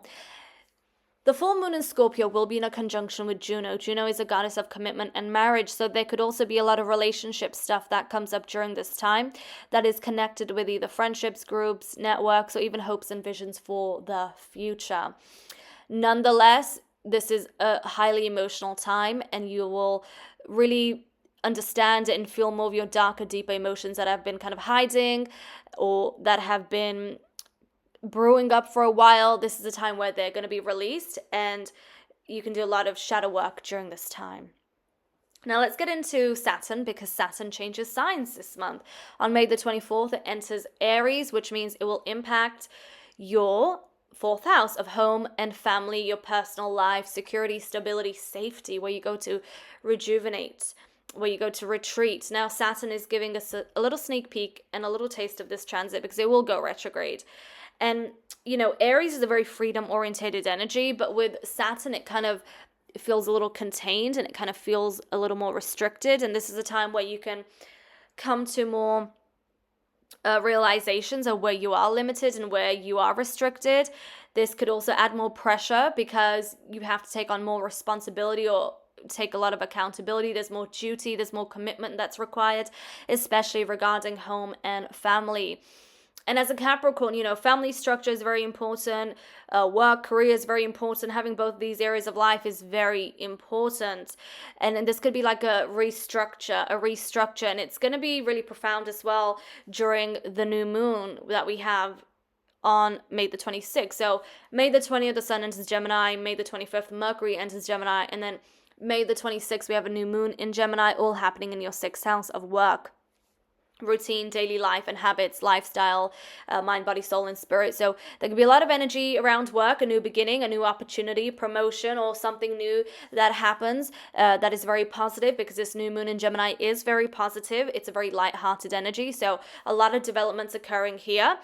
However, something to be aware of is Saturn and Neptune will be in a conjunction in your 4th house. So there is something going on at home or family life, or in your personal life, or in your inner realm, you know, when it comes to safety, security, stability, where there's more pressure, more demands, more duties that you have to kind of take over, more responsibilities. This is also false layers being peeled off, dissolving, rose-tinted glasses shattering, and really realizing what area of life you've been romanticizing or looking at from rose-tinted glasses. And for you, it's home, family, stability, security, the 4th house. So there could be a lot of things that are revealed during this time.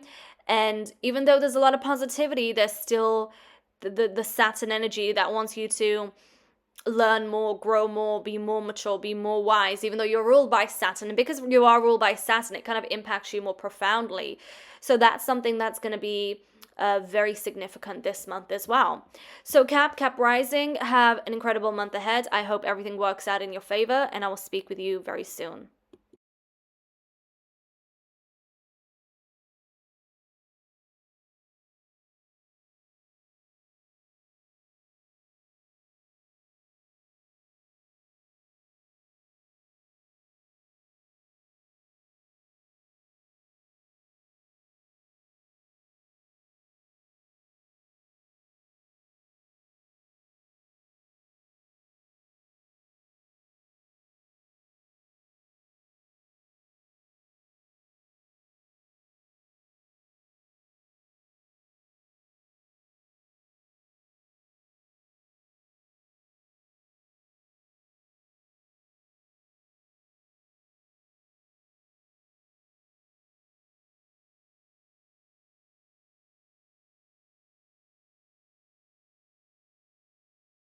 Hey Aquarius, let's talk about May and the astrology for May 2025 and how it will impact your zodiac. So let's kick off with Pluto. Pluto is in your zodiac sign, Aquarius, and it will go retrograde in May. It goes retrograde on May the 4th all the way until October the 13th, where it will station direct at 1 degree. Now, this won't impact every single Aquarian, although those that are really early Aquarians or have very early Aquarius energy, or even early fixed energy, such as early Leo, Scorpio, Taurus, will be impacted the most. Now, with Pluto going retrograde, I mean, it's impacting your first house, okay?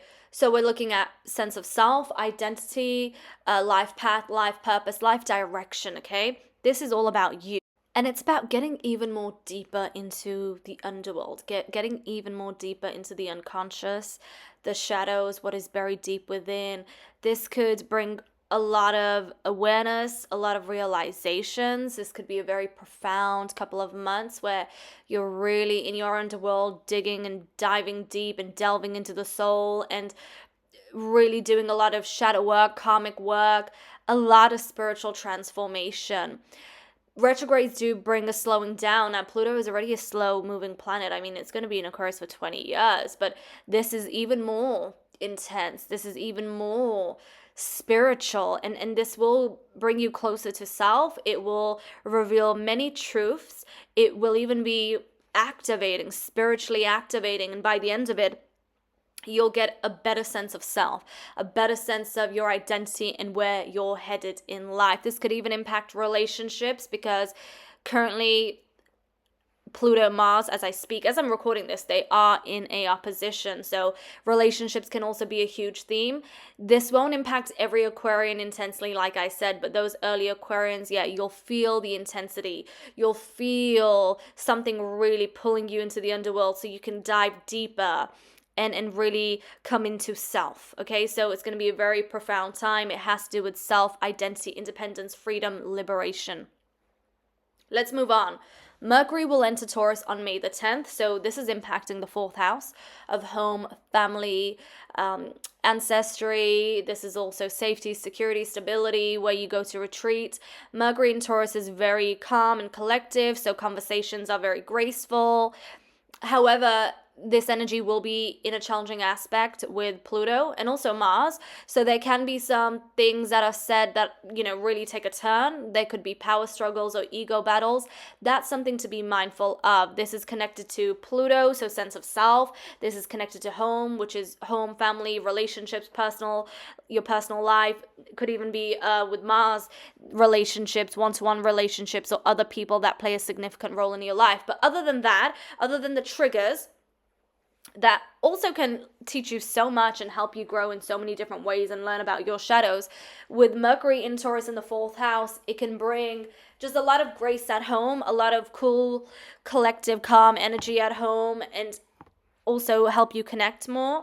When it approaches Uranus, there could be a lot of excitement or just even a lot of changes and shifts that occur. Now let's move on to May the 12th, because we have a full moon in Scorpio. This full moon in Scorpio occurs in your 10th house. It will be at 22 degrees. So the Sun and Uranus will be in the 4th house, and opposite will be the full moon in Scorpio. So this could bring a lot of dramatic changes, a lot of sudden shifts, a lot of unexpected energy regarding home, family, personal life, and also career goals and ambitions. It's a very emotional time. A lot of sensitivities will be flying about. Emotions will really catch you off guard. Now, Aquarius is not really an emotional energy. It's very detached. It's very logical. I have an Aquarius sun with a bunch of other Aquarius planets. And for the most part, I'm very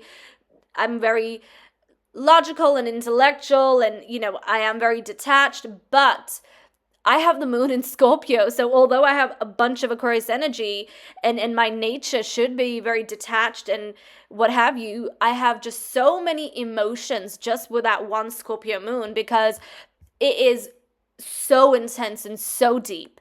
So even though if you're like such a cool, calm person and so detached and, emotions don't really get to you, just this Scorpio moon alone can bring out a lot of emotions, just a lot of emotions where you're like, where is this flood of emotion coming from? And it's very activating. It's very moving. It's very, it can move you in just so many profound ways. So career goals, ambitions, even parental figures or family structures or home life, personal life. Your security, sense of stability can really undergo a change. A change will occur, transformation will occur, and there really needs to be a balance in these two areas of life, okay? Now, the full moon in Scorpio is also conjunct Juno, which is known as a goddess of commitment and marriage, so relationships can also play a huge role during this time, especially because you have Mars in Leo, okay? So this is going to be a very emotionally moving time for you, and a lot of energy in your 4th and 10th house. That's where there needs to be balance, where the scales need to be in equilibrium. Moving on to Saturn.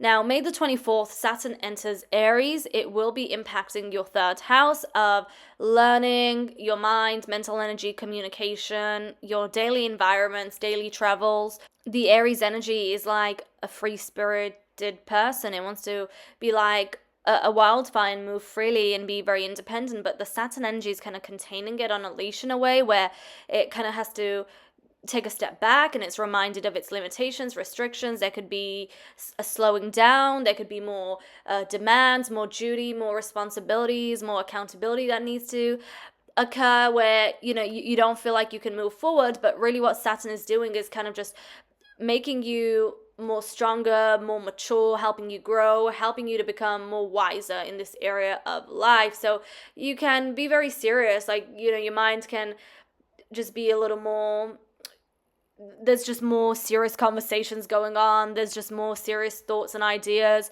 So yeah, it can be a very serious time. Now Neptune is also going to be in this area of life, so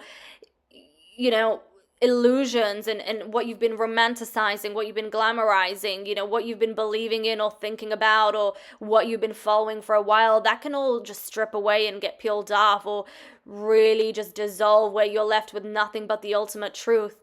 The rose-tinted glasses can be shattered, so you can come into some really strong realizations during this time. So it's about sobering up and really being in tune with the reality of things and how you think, how you speak, how you communicate, your thoughts, your intentions, your daily activities, daily environment. Like, there's so many truths that can come into your awareness. So there's a lot to learn with Saturn. It's just pushing you into the next version of self. We're going to have a new moon in Gemini on May the 26th. So May the 20th, we've got the sun that enters Gemini. May the 25th, we have Mercury that enters Gemini. And then May the 26th, we've got a new moon in Gemini at 6 degrees. This is all occurring in your 5th house. This is a very positive new moon. It's a very light-hearted new moon. So we've got the sun, Mercury, Jupiter, the moon, all in your 5th house of joy, happiness. This is where the childlike energy exists. This is what makes you feel happy, connected to your inner child. This is where you have fun. This is where you find self-expression, creativity. You can also rule over relationships as well. So a lot of excitement here. A lot of new beginnings, new chapters, something new can occur in your life, a new creative endeavor, something new can occur that really helps you feel good and happy. Just a beautiful blessing can occur in your life during this time regarding the 5th house.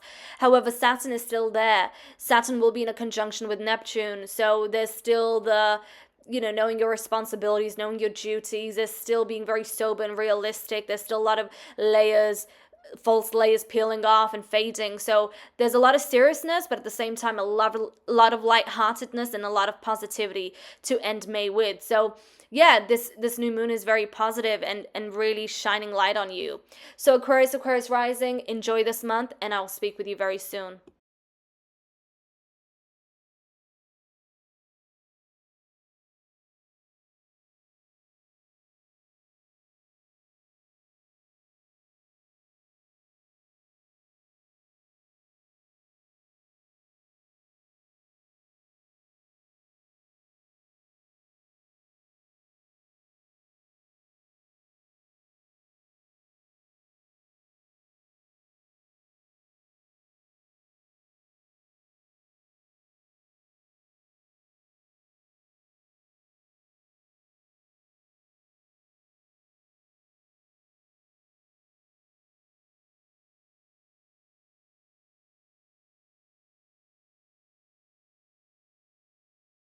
Hey Pisces rising. Let's take a look at May 2025 and the astrology and how it may impact your zodiac.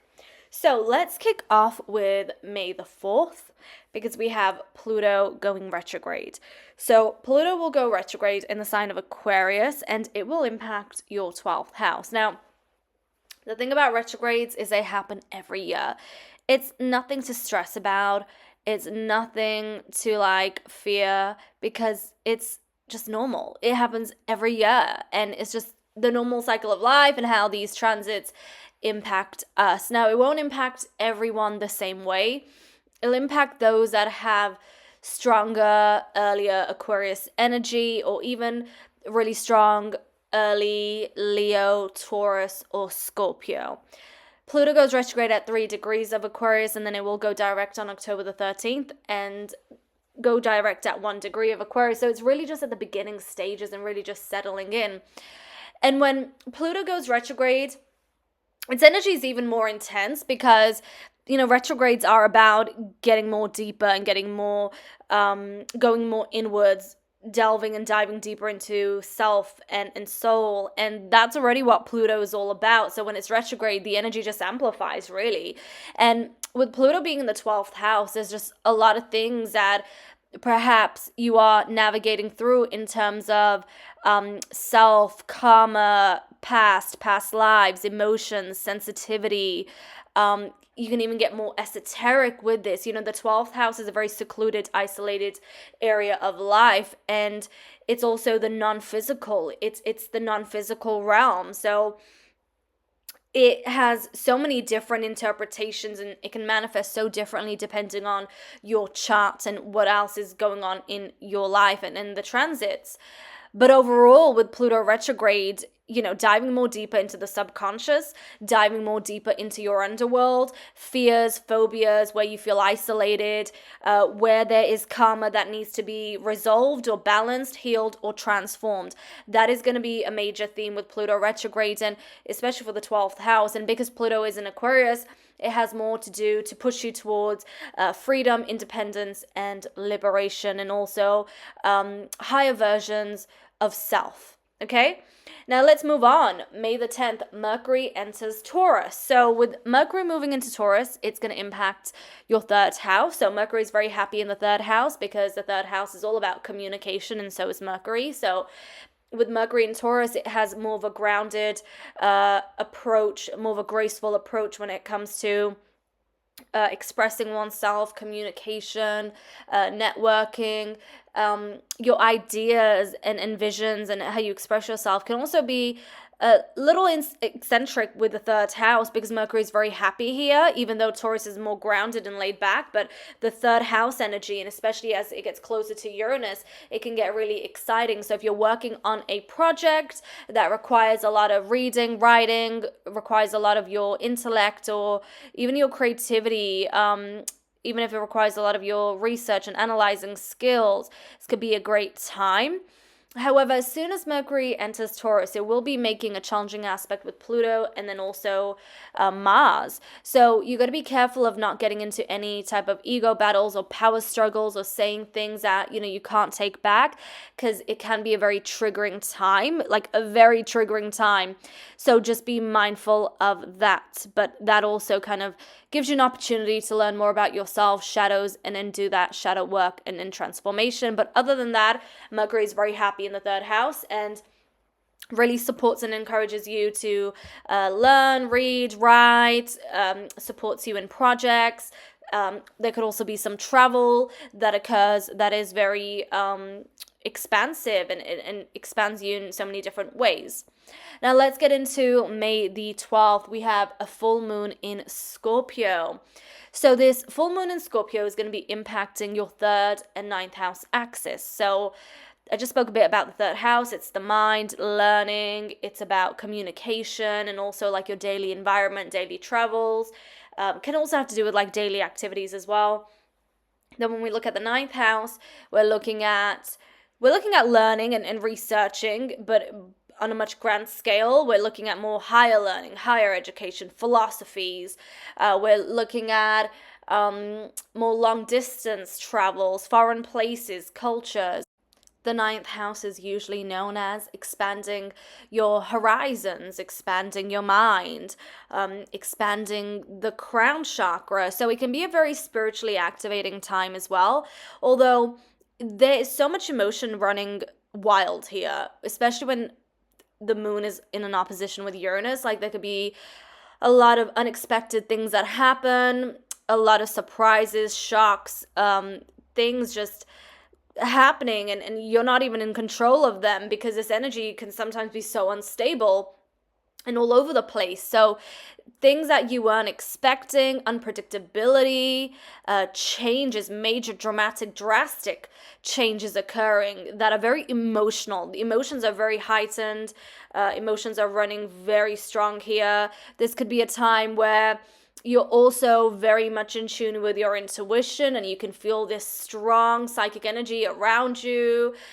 You can feel the emotion brewing up in you. I mean, being a Pisces dominant, you're already a water sign, so you're probably used to this energy already. But during this time frame, it's just much more heightened and it can really impact you, especially because you're a water sign, but also it could impact your mind. You know, when we're looking at the third house, we're looking at the mind, we're looking at the mental energy. And although the third and the ninth house have more to do with like moving around and traveling and learning, you can learn a lot in terms of self. You can learn a lot about emotions. You can learn a lot about the inner realm. I mean, the moon is the inner self and the sun is the outer self, and they both require, the feminine and the masculine energies both require balance and harmony and equilibrium for them to work together harmoniously. So you can really dive deeper into topics like emotions and spirituality with the influence of the Scorpio moon, perhaps even like mysticism and all the esoteric stuff. And there is a lot of change. There's a lot of things that are pushing you to change. This could be a change in your daily environment, like your day-to-day travels. This could be just like a mentality shift. This could even be a change in terms of like what you believe in, your faith, your philosophies that you abide by, religion, spirituality, spiritual practices or beliefs. This could be like a change in travel, if that's something you have planned or something you're planning. Like there could be this dramatic change that occurs, and no matter how much you want to be in control of it, because the Scorpio and Taurus energy makes us want to be more controlling. With that Uranus influence, you know, the more you try to hold on, the more things will start to just get out of hand. So something to really take into consideration with this full moon is letting go of wanting to be a control freak and letting things divinely play out. So yeah, that's one of the major themes with this. And for you, like I said, it's the third and ninth house. So the mind, mentality, communication, travel, beliefs, religion, philosophy, spirituality. It's all about wisdom here, wisdom. But full moons have to do with releasing, so we're releasing a lot as well. We're releasing a lot of emotional karma, chaos, just things that are not serving us. Full moons always support us in letting go, detoxing, purging, releasing, and transforming. Now I want to move on to Saturn. Now, Saturn will be changing signs from Pisces into Aries. Now, it will go retrograde this year, but this is a bit of a sneak peek, and we can expect what's to come with this transit when it's fully in effect. So May the 24th, Saturn enters Aries, which means it will impact your second house. Now, Neptune is already in Aries as I speak. Saturn will also move into Aries, impacting the second house of self-worth, finances, resources, what you own. This is a material realm. This is mundane stuff, okay, that is very important to everybody.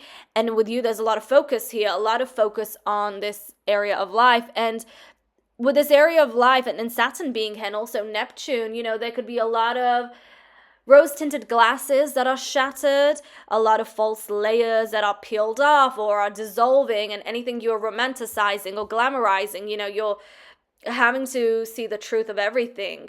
And for some, it could be like a shock. For some, it could be difficult to comprehend. For some, you know, it can be A lot, but there is a lot of duties. There's a lot of demands with Saturn. There's a lot of responsibilities that you have to take care of with Saturn. A lot of accountability that you also have to take with Saturn. And in this area of life requires more commitment, more focus, more structure.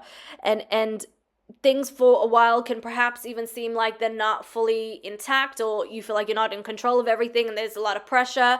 But Saturn is really going to mature you, push you to greatness, help you accumulate more wisdom, more maturity in this area of life, and really finding your true self-worth, sense of self-worth in this area of life. And this is also going to be very profound during the new moon that occurs in Gemini. So the sun changes sign. So on May the 20th, it goes into Gemini. May the 25th, we have Mercury in Gemini. And then May the 26th, we have the new moon in Gemini at 6 degrees. So let's get into that. The new moon in Gemini will be impacting your 4th house of home, family, your personal life. This also rules over structure, stability, safety, where you go to retreat, rejuvenate. And also we can get really esoteric with this area of life and get into like past lives and karma and all that mystical stuff. So this is a positive new moon in Gemini. There is a lot of positivity. Sun, Moon, Mercury, Jupiter in Gemini. So it's bringing a lot of light, bringing a lot of expansion, a lot of energy, a lot of movements, a lot of developments. And Gemini is a moving energy. It likes to move around, and it's a very light-hearted energy as well. So there could be some changes that occur here, positive changes. There could be some positive developments that occur. But also we have Saturn and Neptune in a conjunction in your 2nd house, where that can bring or add some pressure or some frustration or tension, where you kind of want to be free or independent or do your thing. But Saturn is kind of like has you contained, or kind of has your freedom or independence on a leash, where it's kind of making you abide by its rules and really confront what you've been escaping, or confront the reality of things, especially associated with the 2nd house.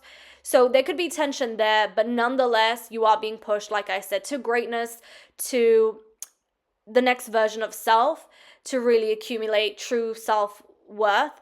And that's going to be a positive in the long term, in the long run.